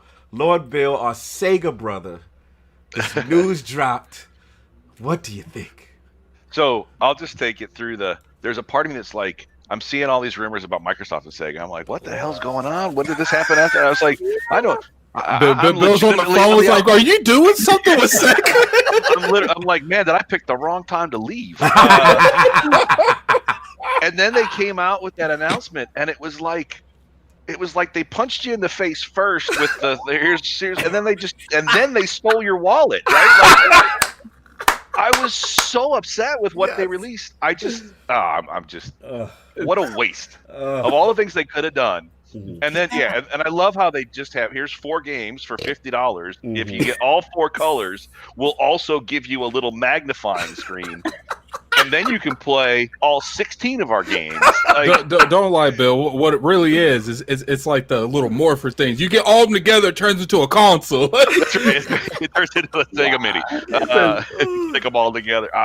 What a pointless announcement. Now let's get to the game breaking part, Lord Bill. The earth shattering part, the power of the fog. Gaming is an appropriate name. You are our xCloud connoisseur. So for this, all right. All jokes aside, from what I understand, the way they're saying it is like it's supposed to be like the arcade units. Like, what did you understand? Did you read like the tech aspect of this? Yeah, so I've been trying to dig into it. I think I don't actually know a lot about what they've actually got planned, but as far as I can tell, one, we know that their arcade machines are still very prevalent in Japan. Like they're popular. They've got them all over the place. And I know that if you look at just cloud in general, moving to edge compute and the ability to offload is a key component for reducing latency and improving performance all up. So generally speaking, in all scenarios, you're looking for ways to broaden sort of your footprint and get as close to the endpoint as possible. So as near as I can tell, this is them looking at having a high volume of GPU compute, building a cloud around it, and then making it accessible so that they can continue to do things either in off-peak hours or also to enhance the capabilities they may have in their back-end system and build a cloud. One of the things that is one of the reasons we pushed on xCloud as hard as we did is there's only a handful of companies globally that have the infrastructure to actually deploy these services at scale. And so I think this is an interesting concept on the part of Sega, if this is what they're actually doing, to say, listen, we've already deployed GPUs across Japan. Let's use those as edge compute nodes and let's see what kind of workloads we can move into that space. And back to the conversation we were having about ML and machine learning and AI, like that is one of the reasons that you would use GPU compute. So it's a nice synergy there if in fact that's what they're doing. We'll see. Yeah, because the way I understand it is like they're gonna use like local arcade and game centers in Japan as like server farms, and then kind of like create this low latency game streaming service, without the cloud. And then the idea is to stream from the CPU and the GPU on the arcade machines to help performance. But I guess, all right, in fairness, that is not the environment here in the States. Obviously, arcades are pretty much, that's done it. So it's just interesting to me. You know what I'm saying? I was surprised that this route was gone, but I mean, again, I could be laughing. This could something, that could, I don't know. Would you say this? Do you think based on their market, there is potential for it to thrive with this off-hour peak stuff? Yeah, maybe. The off hours is the hard part because the gaming still tends to follow a weekend evening cycle, whether it's on internet cafes or in arcades, etc. But I will say that if it's going to work in a market, I completely could understand it working in that market. Right. There's just enough specialization and interest in areas that fit the Japanese market that make it more likely to be successful in that space. Fair enough. Okay, no, sorry. Just real quick. So I don't know if you can actually speak to this, but before you left xCloud, what kind of penetration do you guys have over there in terms of servers and whatnot in Japan? Was that something that was moving forward, or was there resistance to that? Well, what I will say on that is we've been public about it. Azure is the backbone for all of the xCloud services, and Azure penetration globally is the largest global footprint. Now, of the three major cloud providers, us, Google, and Amazon, depending on how you count, we can all be bigger. But we use the global footprint measure specifically because it is relevant to cloud gaming and being close to end customers, and we do have good penetration in all the Asian markets as well. Okay. Well, fair enough. And Lord Addict, the Sega connoisseur on the panel, what do you think about this groundbreaking announcement that went down? The Tamagotchi-sized Game Gears. Are you pumped? Because you like to get pumped about these things with the DS and smaller devices. All right, let me. He muted. Did he just mute it? Did he just turn his camera off on me? Like, what it comes down to is look, at the end of the day, Sega makes games I like. I played all the Sega stuff, the Dream stuff, whatever that stuff's called, but I didn't have any of it. I've never owned anything Sega related. My friend Nathan, when I was in middle school, had it, but I ain't never played. So the only thing I can really subconsciously say I played on the Sega was Sonic. Okay. Cool. If you want this, you want this. But to me, I feel like the next amount of news they're going to say is we got this little thing you can plug up to give it its own light. It's going to be hanging over it. You could see, because the way I saw it, it's this small. It's come on, man. Look at my hands. Am I using this? No. Whose man's is this? I think that's whose eyes are this? No, no. I'm sorry. This is your man's. You need to go another direction. If there was an ounce of reverence for that console, it left in anyone, right? For whatever the reason, just nostalgia. They just destroyed it. They stopped it. It's got me thinking, all those rumors about, Microsoft buying Sega, et cetera, et cetera. It's got me Microsoft, this company ain't it. You out of control. Moving on. Lord King, just curious. We haven't got a chance to talk about Sega as well, beloved with us. We have a lot of history, but what did you feel about this groundbreaking announcement, Sega? This is what happens when the same people are in charge and they grandfathered in and they stay there. And I saw Sega as a great company that made horrible decisions. Yeah. That forced themselves out of the hardware business. Yeah. And this same decision is still to this day. You had some tech that they talked about with the fog. Now maybe that works over there. Okay, good. So that good news that you put there, and it's not earth breaking or ground shaking. Maybe for you, right? Because I don't see who is going to, but okay, for you guys, right? All right. Then you turn around and smack the hell out of us with a Game Gear, which I honestly felt was the worst handheld system that ever came out. As a Sega, I'm glad you said that, King, because I never was a Game Gear guy. I was actually a Lynx guy over that, or a Game Boy, or a Nomad. Nomad. Remember Nomad? The Nomad was the best thing that ever came out of Sega as far as handhelds. Listen, I honestly believe Sony's claim to fame. Oh yeah, PSP. Shout out is PSP. When I got this PSP it's Go, definitely got one of my I all-time was- favorite games on it. I was definitely in. I thought Sony made eloquent hardware. What was that called? The PSP Go? Oh yeah, the Go. Yeah, I Yeah. was a Vita Only kid, person brother. using I that was was still- you. Where And the Blaze Vita- at? This was my joint, baby. The Yeah, Vita. the Vita. But you know, I think I've only seen that Go once in my whole life. I Oh, seen you that seen one, it? the one there, the real one that Cognito's got. No, but That's PSP the old was, digital one, right, King? yeah, yeah, you PSP see- you was seen the it twice. evolution. That was the first, Yeah. and then You see Vita it twice. was next. Look at that slide up, beautiful. Woo! Sony Didn't they makes- make their own phone too? Yeah. So Sony makes some beautiful stuff when it comes to handhelds. Now, for anybody that wants to do little mini handhelds, I don't know why you would do a mini handheld. They're already mini to begin with. Yeah. Sony would, right? Sega, you already know what anybody cares about with your stuff is probably a Dreamcast. You can do a Master System Mini, because y'all did the Genesis Mini to death. Yeah. All right, and let's get a Saturn Mini. The decision making at Sega is hamstrung by what I feel is the old regime, and people taking control, not really taking the temperature of the marketplace. Right. 4 games for $50 is not a value nowhere close on this planet. Right. And I'm going to keep telling you the only reason why. Okay, so let's say the mini would came out, right? And it had in the entire lineup, the entire Yeah, catalog yeah.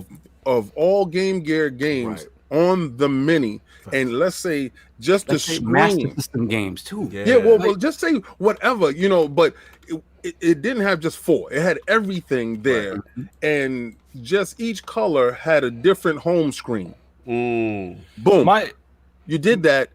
You make it the same exact size, a little slimmer in the back. It's just too small. And you know what the most It's just I'm done with them. you know what the most like annoying thing about this, King, is they literally had an outline of what they could do. The Nintendo Mini, the Super NES Mini, like they literally could have just done that.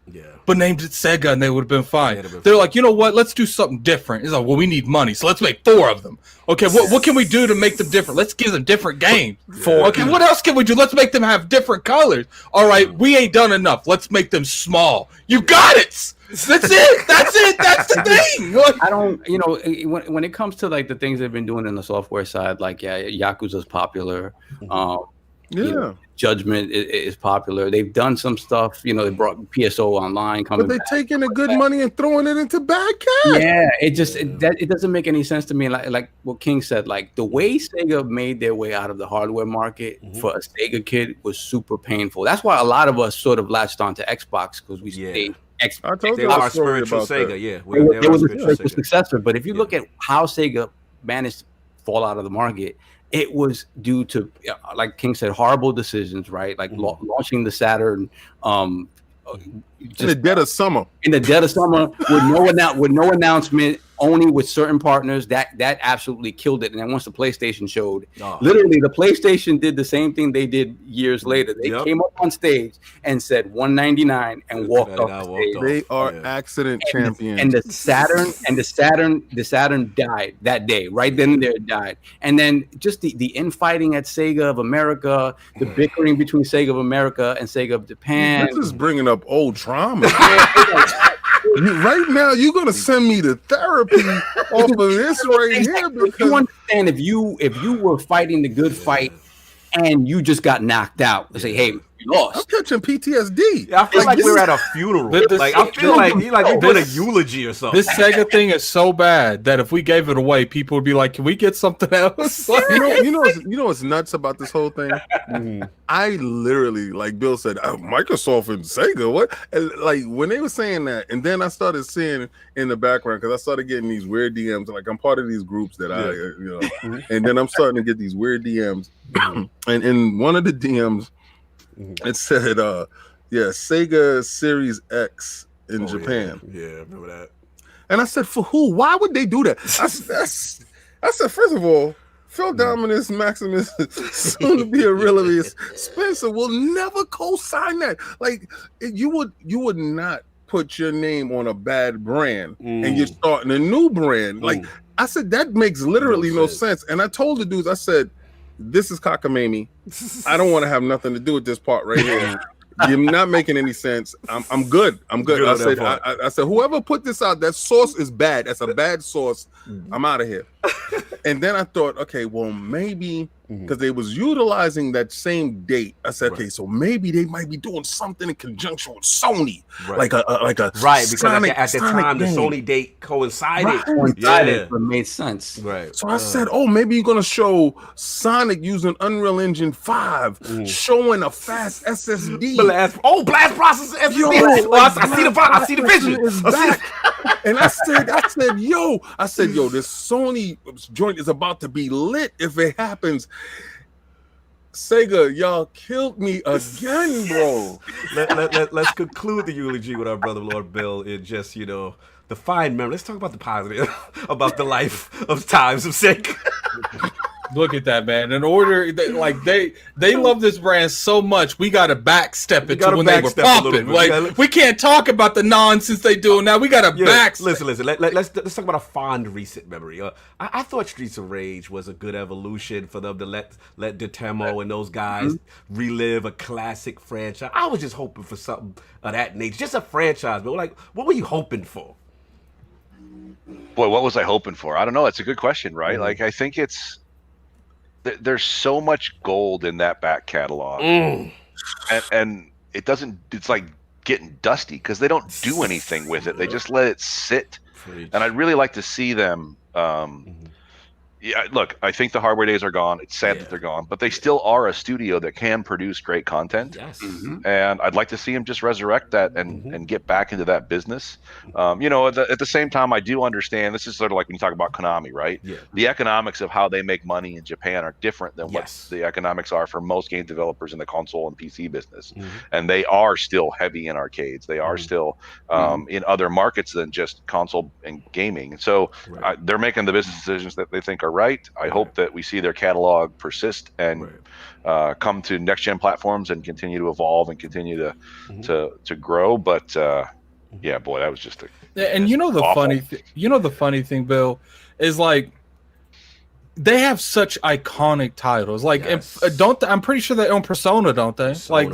And I'm just like, a company that actually knows what they're doing in this business. You know what I'm saying? Not apparently not Amazon these days. I don't know what they're doing over there, but like a company that, wants to get into this business with a console. All they got to do is buy Sega, and they have plenty of exclusive titles that they can make that's going to be relevant. Yeah, they're a Japanese company, right? And it's Sony, I believe. Shout out to Lord Sting. Well, I mean, I'm not saying American company. I'm saying other companies. But see, that's the whole thing. You can't buy something that's not for sale. We want them to be for sale. How many times people say something's not for sale, but enough money comes out? They back the truck up. Yeah. No doubt. Yo, so let's get these super chats, but we got to move on if we can. I think Forte... I'm up to Forte with the follow super chat. Had to come down from the Twitch Ivory Tower to support. What the hell was Sega thinking? Who even cared about the Game Gear? That announcement was disappointing. I feel you, Forte. Let's pour out some liquor. So we got a $5 super chat from Smitty Smith. Woo. What Sega did was absolutely disgraced. They really should be ashamed of themselves. We got a $10 super chat from the Raven Flow. Sega needs to be like Capcom and focus on their strengths. Their relevance today is mostly based on Atlas, Bayonetta, and Yakuza on Nintendo, and Sony these days are irrelevant. Yep. Ooh, we got a $50 super chat from Wilmy Hood. Afternoon, Lords, rolling pins and knees. Rolling pins and knees. Actually, do we have a new thing? Did you ever put that new thing? I told Graphic God we're going to debut it next week. Yeah, we had a lot of things going on this week. Okay, I read like 4 in a row. It's so no doubt. Yo, first of all, let me see Wilmy. You are crazy. I saw a tweet that went out, and shout out to Bomber for putting up a rolling pin saying, do I have PTSD? It's funny. Shout out to Wilby Hood. Shout out to Gaming Behind the Box. We were with those brothers this week, man. And salute to those guys. Homeboy had a beard that makes me want to trim my beard. Bomber, we see yeah. He's coming for Attic coming back for you, man. We he can have the beard. Like, this isn't a competition. He can have it. Let's go. Like, he said, Attic said, this is quarantine. Look. I'm being like, if it was up to me, this is what I would look like. You're out of control. But I was outvoted, so it is what it is. It is what it is. So get that super chat, sir. Then we move on. We got Jean-Marc Louis with the $2 super chat. Ask Phil to buy Altered Beast and Golden Axe IPs. Oh, that's good. Just make different games. Hold on, I gotta get this one. Altered Beast at the same level as what they just did with Streets of Rage 4. Mm-hmm. Oh man, that'd be so man. Shout out to my Last Word podcast brother Ebontis. It's the best damn podcast you never heard. Don't you say that? Don't you say that about I say that podcast? about the Last Word when we do the last. Shout out to my Destiny brother. You right on time. I think that's a perfect segue.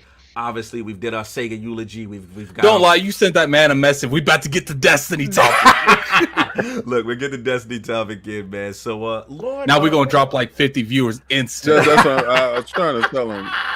He didn't look at his DM yet. Oh my God! Listen, man. Lord. Oh, Addict. Christopher Hart. Hold up, King. You got to read that because that's your man. That's your man's. No, he's everybody's guy. Come on, man. Somebody act like Christopher Hart only show up here for me. Hold on. He shows up here to mess with you. Let's not act like that's not what goes down. All right. For the $2 super chat. Sorry to say, King, but Phil already signed Sega. Okay, all right. Okay, if you think so, okay. Well, we all know your information is bad because you thought Shoney was going to show up on Thursday. Oh my God! Moving on. So we have some news, man. What's going on with the world of Destiny, sir? Addict.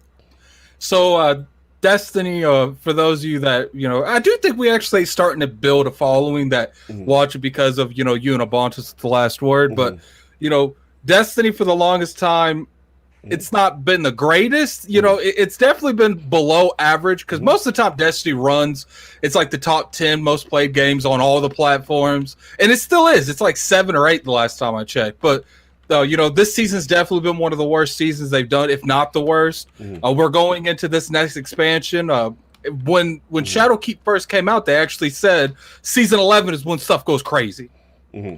So we're about to approach season 11, and yesterday we actually had our very first Fortnite copy moment. So we had our first live event, which it was pretty much there's a ship in Destiny since the launch of Destiny 2 was called the Almighty.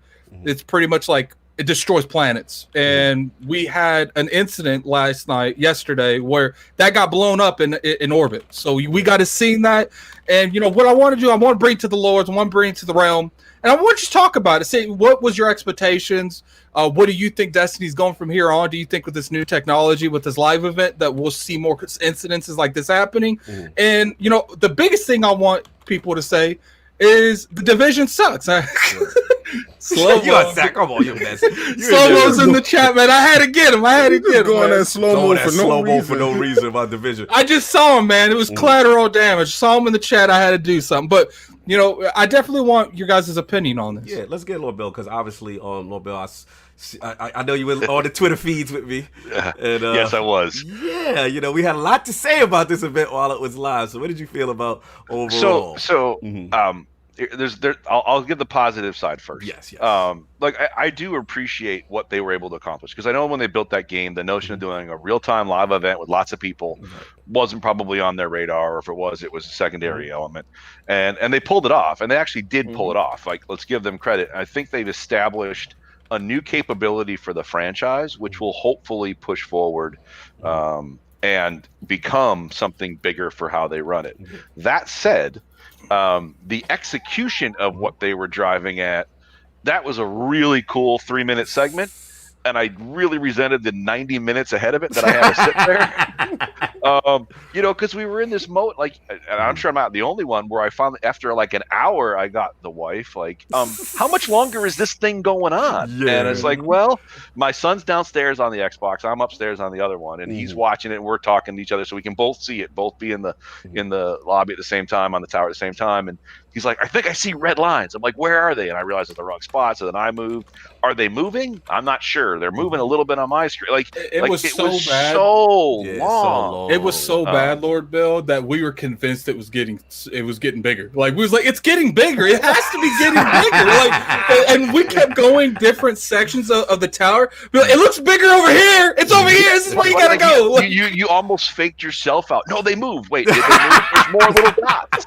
And like this, like I will say, the best part of this event has to be Twitter. Twitter was amazing for this event. Continue. I feel sorry for them because it really did just kind of and like I said in one of my tweets, I think I could have actually watched an Austin Powers movie in the time it took that whole thing to happen. What's funny is my name is Bive said he could have watched Toy Story 4 and came back and see the actual explosion. The end of it. And this is go back to expectation management, which is sort of where we talked about Sega before, right? Like they dropped this tweet sort of out of nowhere of like, hey, turn in Saturday. And everybody's like, wait, what's supposed to happen on Saturday? Like with no advance warning. And then there's no time listed as to how long you're going to be there.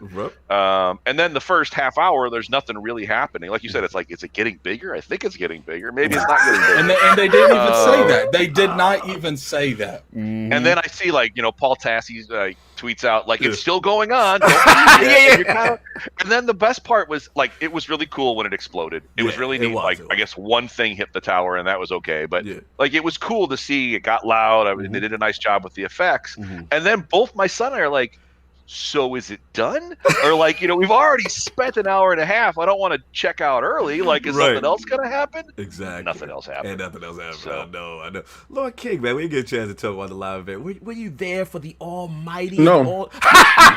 you know I wasn't there. Sunrise, tequila sunrises, and I was not there. You got a good night. Nope, not at all. And y'all did it. Y'all, that's how you want to do it? And that's how you going to do me? That's what I'm talking about. I sit there, I suffer. See, they said a whole lot of bad stuff about you, talk about this being the worst season ever. And I was championing this season. I was like, no, this season is fun. I'm having a great time. This is how you do me. This is how you do me. Season of the worthy. This is how you do me. You just pop up when you know that I'm not gonna be playing. You're just gonna show up and be like, "Yo, Destiny today at 5," and you know daggone well I wasn't gonna be there. And that's how you did me. And I'm hearing about it like now because I wasn't done. I did not know anything. This is news to me.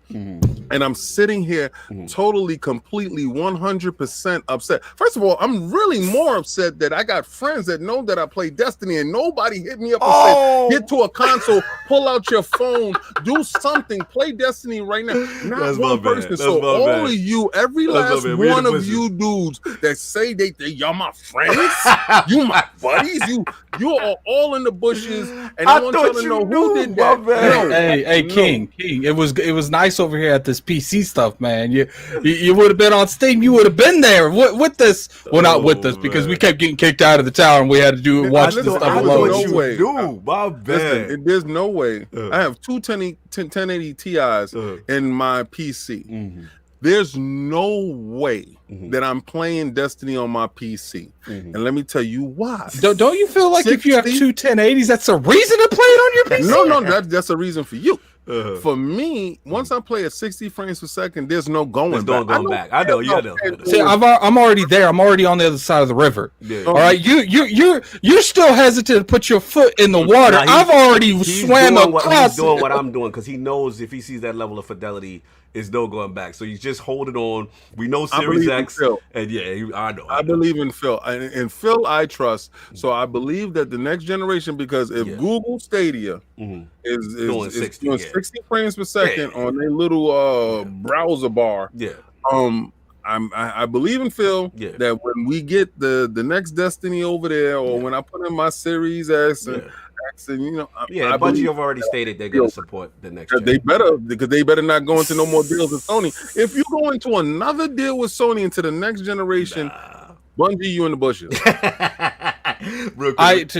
To be honest with you, I think they're going to team up with Microsoft next gen. Not like exclusive content, but I think Microsoft might get that marketing deal. Pete Parsons and Phil have been very buddy lately, so you never know. But let me get these super chats real quick. You say hey big head. Yeah, you still. Shout out to Drunken Ninja till our super chat. Division slander will not be tolerated, no doubt. Shout out to the Dizzy $5 super chat. The live event was awesome, but not new. Shout out to Ultimate. He always got to do this Ultimate online. Oh my god, he be capping for this. Fantasy Star Star Online for perfecting these. Both dead franchises, but I ain't gonna say that. And hope to see more. And Games as a Service games. You be capping for that, Diz, boy. Oh, here goes slow mo. I need your knees slow mo because you were talking. I'll do a slow mo. Yeah. We got a $5 super chat from Slow Mo. Destiny Guardian still in the tower waiting for something to happen. Bungie's still making y'all wait for good content. And yes, Division is also trash. Man, I thought I had something he liked. I'm gonna have to do research next week. I got you. We don't want to talk about your engagement numbers over there, Slow Mo, but we're gonna leave you alone. But anyway, there was one other good thing I do want to add, though. Go, Bill. The other good thing that happened was when the damage was done to the tower. Yes, it didn't hit the Guardian game statue next to the tower. It still gets to carry the gold.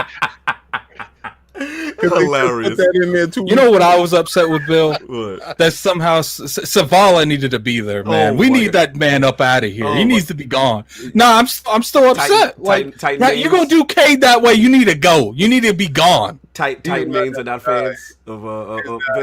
His that iconic voice, Black Bazak. I need Lance. I'd rather have anyone take his place at this point. Like, you know that sweeper bot? I'd rather him be our vanguard than him. You had a good show. Shout out to Forte. One thing that saved this event for me, I FaceTime my daughter to share in the event with her. Listening to her say, "Oh my God," made that 90 minutes worth it. Look, I feel you, Forte. Here's the thing. It was pretty crazy when it actually happened. It was because we was really sitting there. We was like, we gotta relocate. We gotta relocate. And then you hear Cognito like, "Where are we going? Where are we going?" Yeah, like it the effect. You know what I'm saying? You know when it hit, and obviously it just took way too long. Like I'm with Bill. You know how upset I am right now. What? Like you really. You can watch the video, bro. There's nothing we can do. Like, no. It's just what's up? The fact that they did it like that. I was left out. Like I got no friends. Like I really don't have any. Stop it. No, because I can get stupid texts in the middle of the night.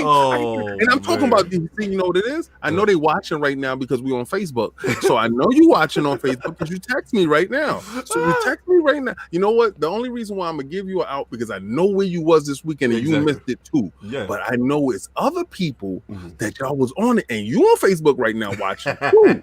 And I know this is clan shaming. This is clan shaming. This is clan shaming. And when I get the headset on, that's all. When I get the headset, I'm going upstairs to play. I'm getting. You know what, King? You know all this sounds like. You need to keep that Xbox clan more in check over there, man. What are you doing over there? Just letting people run rampant? What's up? Listen, man.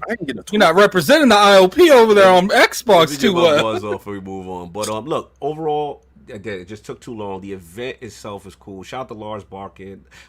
He basically said this is new tech that they are utilizing for the first time. So to get an online live event of that scale is it was pretty good. It was impressive. impressive. Yeah. So what I say now is, one, you know, obviously you can't hype people up to that level and then, you know what I'm saying, you know, make them wait so long. You know what I'm saying? So that's feedback that they're going to And not even tell people there's a 30-minute grace period. So you're waiting for something to happen. You're looking at everything. So the thing too is, this is what I want, Bill and Attic. I actually want smaller scale versions of this without warning sometimes to kind of create like more like these natural things that are happening in the world. If there's a way that they can do that, right? Because I understand it's like this FOMO thing that, yo, you should have been there when such and such happened or whatever. I literally think Fortnite is the master of this. We know that. Like Fortnite has that down. But I think Destiny has the ability to expand upon it based on the type of game that they have. Like, could you imagine this? I was talking to Attic about this, King. Like, could you imagine an event like this happens? You know, Almighty crashes, you go to the crash site, and then that opens up the secret quest for like a Whisper of the World or something, you know what I mean? Like, or you tie that in, you know, narratively to the start of the next season, and then it's like, boom. Like, the potential for this could be really cool if they get a hold. What do you think about that, Bill? I'm just curious about tie-ins and stuff. Well, I think there's two elements to this. Yeah. One, I will say that, and I feel for King, I'll start texting you, I guess. No, because here's why. Like, in all seriousness, whether you like the artist or not, like what Fortnite did with Marshmallow, what they did with Travis Scott, what Destiny's trying to do here, like they deliver these social events on a scale that people you don't ever have a chance to experience, and these are kind of magical things, right? So it's the ability to bring big communities together and get them into some sort of shared experience. That's awesome, and it's one you have to handle really, really well. That's my part of my disappointment with Bungie is I love what they tried to do, and I wish they had done a better job because they could do so much more of this in the future. And now at the same time, I also think they make fantastic cutscenes. Oh, yeah. So like this was good, but I also wouldn't mind to see a cutscene. You know what's funny, Bill? Like in the middle of all this going down, I was like, at this point, I'd rather had a cutscene because I'd be back in bed right now. But if they could actually take this to the next, so now you've got these social events that people get together and you get big community drive. Now turn it around and then like Cog said, like let's have it turn into an actual raid. Have it turn into something where you've got everybody you know online, and it's like, hey, we're all there. And now it's a 16-person raid, right, or something different or unique that moves you right into the next series. They could make public events way more interesting. Shout out to Forte. He said the crash could have been how we got the heir apparent machine. Salute. That was messy. Salute. I like that. Like, look, that's not nice. That was not nice. But yeah, we'll move on. I mean, that was. I thought ultimately, it was something that was a good first attempt from a tech perspective. Or from a tech, I agree. I gotta give them credit. Now we just gotta, speed it up and do it right. King, do you want to get your bars off with this last topic, and then we're out of here? Yeah, just real quick. Yeah, real quick, get your bars off. So what's going on? We got the let me set you up the SoC going on with PlayStation 5 and ramping up production, all that good stuff. Looks like Digi Times has indicated that the AMD processors will be going into production soon and increasing stock throughout June, July, and August. So I know you wanted to get some bars off in reference to the PlayStation 5 SoC. What do you feel, sir?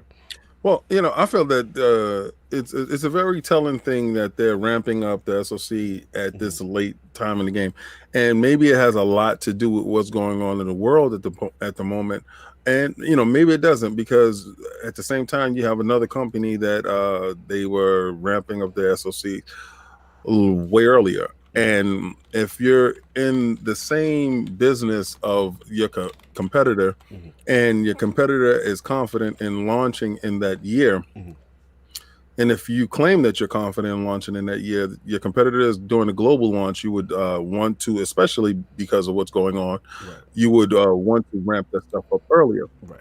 I try to explain to people this is telling signs in business where maybe things are not hitting budget lines, right?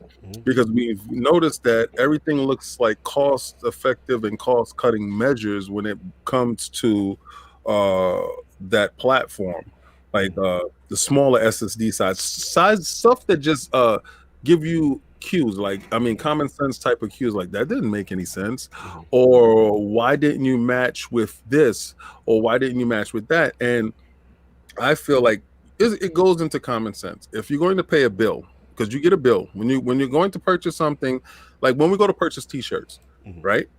I go, the t-shirts is going to be ready on this day. I go in there paying Phil, right? Now he also gives you the option.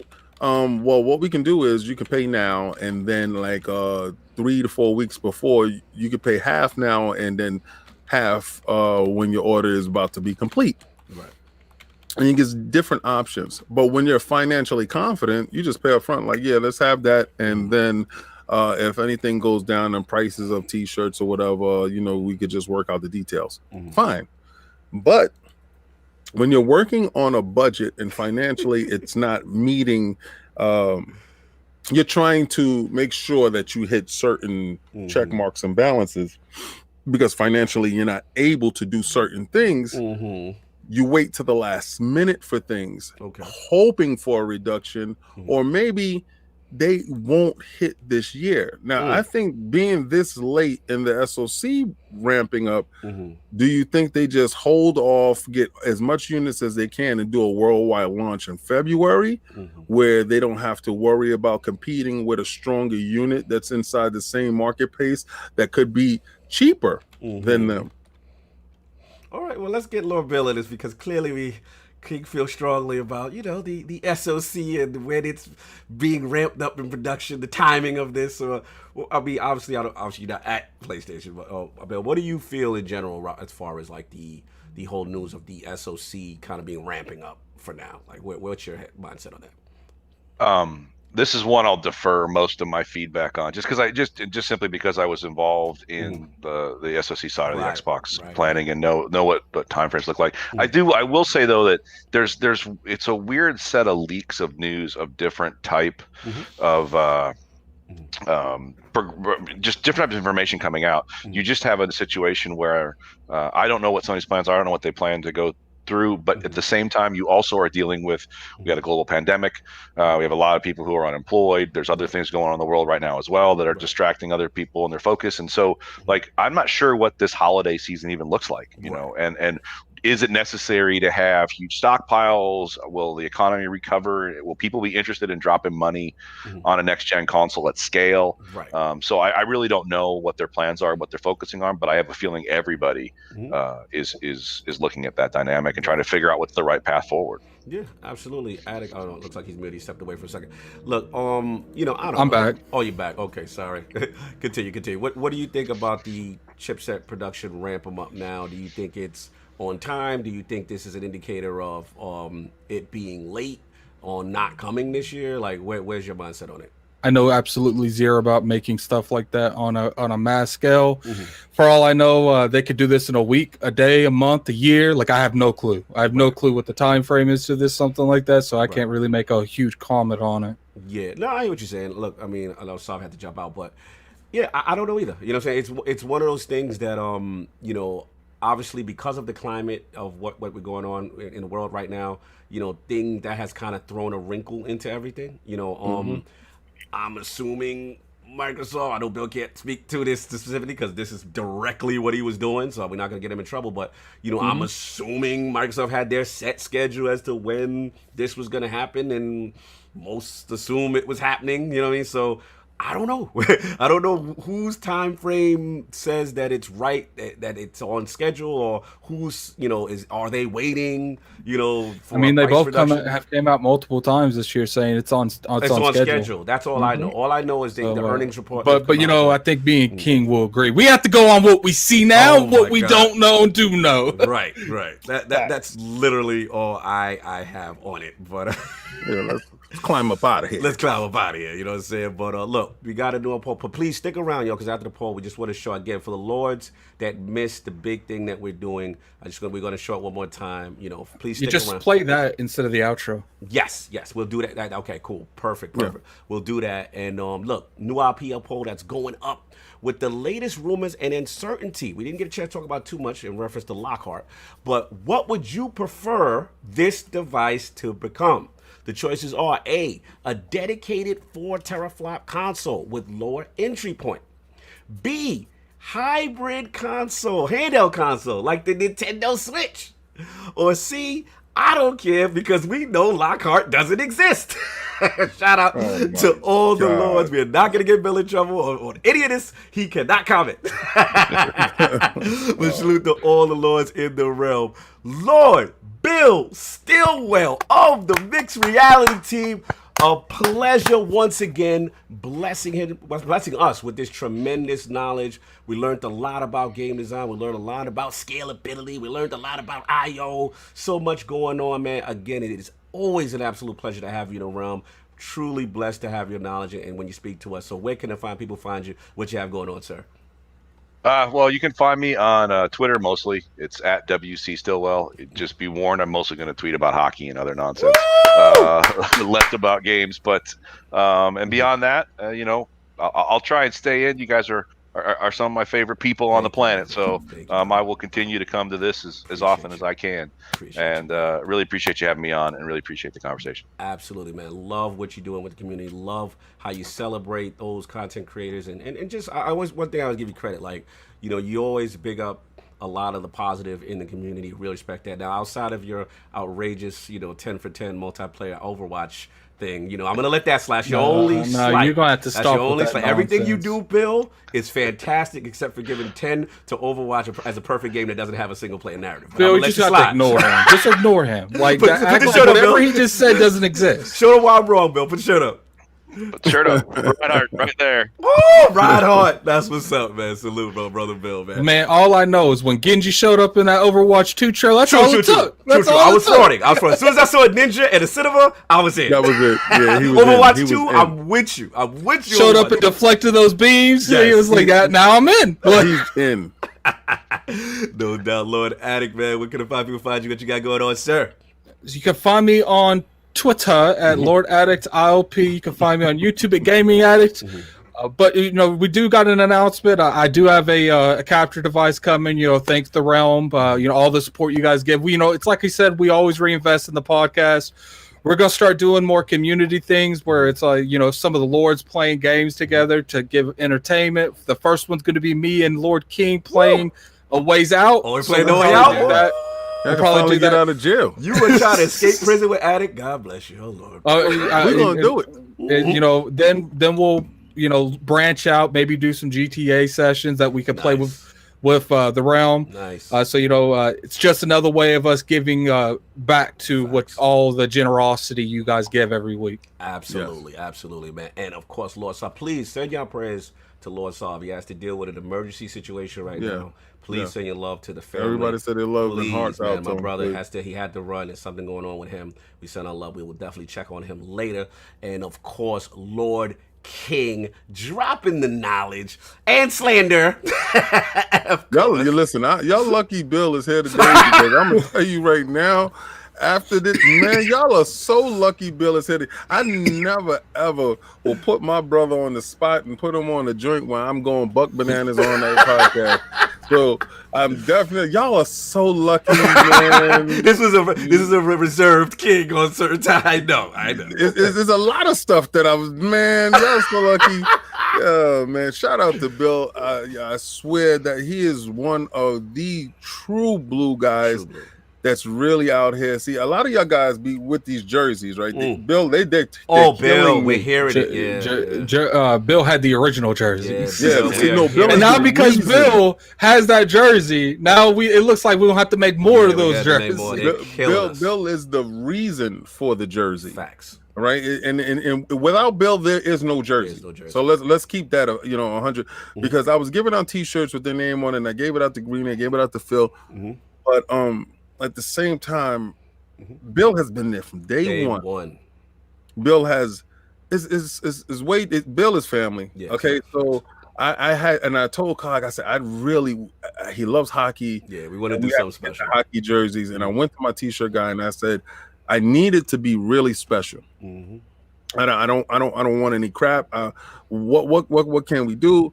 And then we went through a whole bunch of options. One jersey was like $500. I said we can't do that. that's the Hall of Fame. That's not in our budget, but let's we got that Ronick money. Let's get real. Let's work it. Like, so I had a Sony pocket. My pockets was but stop being messy. Continue. I ain't had Siri X pocket. He can't do anything without bringing Sony in the negative voice. No, you know what? Listen, I got to pander to my audience. Continue. Stop it. My audience is here for that. But no. And when I saw it, I was like, oh my God. Yeah.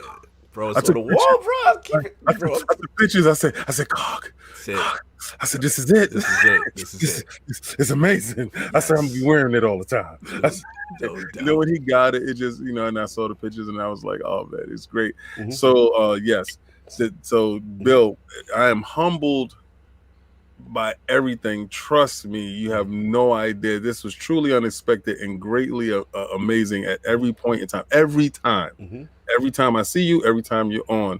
So yes, I'm completely reserved today, and I respect your airtime. Absolutely.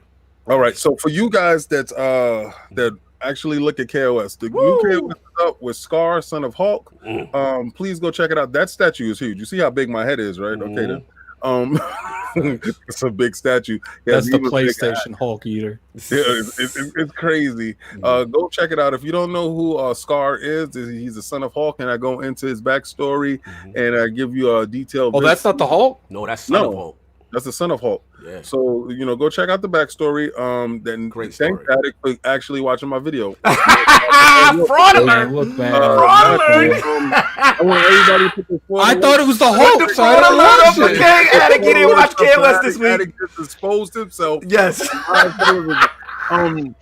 But is it 4K? If you have 4K capabilities, please watch it in 4K so you can see this wonderful jersey and what is going on and what's has the uproar for everybody. But for those people that actually watch KOS and you have joined the realm, what I'll be doing is I'm going to be, because I do a lot of blooper videos, and I messed up this video probably like 4 or 5 times. And it was another statue that I was doing. It just didn't go right. It was like 4 or 5 videos that I did. So what I'm going to start doing is just uploading those videos so you can laugh to death and see a lot of. There's a lot of stuff that go on, and you can be like, "What?" Like somebody will call me. I have a lot of those too. Mute my phone while I'm doing the video, and I'm like, and don't you hate when you're almost done and something happens and you have to do the whole thing again? Yes. It's like you're literally the last 10, 15 seconds and like someone calls you and you just like, oh. I don't do it in like, because I see a lot of dudes chop up their videos. I do it in one take. Yeah. So if I do it in one take and I forget something, I got to scrap that video and start again. So a lot of times, listen, that's for you guys because y'all showing us crazy support. I just want you to laugh. I want you in this period of time, what's going on right now. I just need a little bit more love in the world. And if that's, I can give you some of the stuff that's driving me crazy and it can make you laugh. I'll give it to you. Absolutely, man. Salute to Victor Alistine who put up the $2 super chat to miss you, brother. Great podcast guy. Again, we can't say enough. Salute to Lord Bill, man, for coming through, dropping the knowledge on this, man. And again, the realm, man, we can't say more than enough. So what we're gonna do, everybody has still here. You know what I'm saying? We're gonna drop you with again that tremendous promotion that we're planning to do and get you out of here. Everybody, enjoy your Sunday. Listen to this. Salute to my brother, Cat Daddy. Salute to Graphic God. We're going to get it right with production, I know. And we'll see you guys next Sunday. I'll talk to you. Peace. Hi, I'm Lord King David of Iron Lords Podcast. And we're bringing to you an exciting new giveaway. This giveaway is like none other. We'll be giving away an Xbox Series X. That's right, you heard me right. The brand new console launching from Microsoft this year. Well, this is how you're able to be part of that giveaway. There's 2 ways to get your name thrown in the hat for the raffle. 1, become a member of the realm. That's hit that join button, hit that join button. You hit that join button down at the bottom and you can become a member. And also, another way is by becoming a Patreon member. So you can be part of the realm as well. Now, this is brought to you by CatDaddyFatStacks, a member and Lord of the realm. A very generous person that's in our community. And this community is beautiful. So remember, you can have 1 entry by hitting that join button and becoming a member of the realm. And also, you can have another entry by being a Patreon. Now, you said, King, what if I'm a member of both? Well, your name gets thrown in the hat 2 times. So please, like, follow, and subscribe. Join or become a Patreon member or become both. And your name is in the hat to get that Xbox Series X. That's the Who Did That For You sweepstakes. This is wonderful. This is something that I'm sure that you will enjoy. Oh man.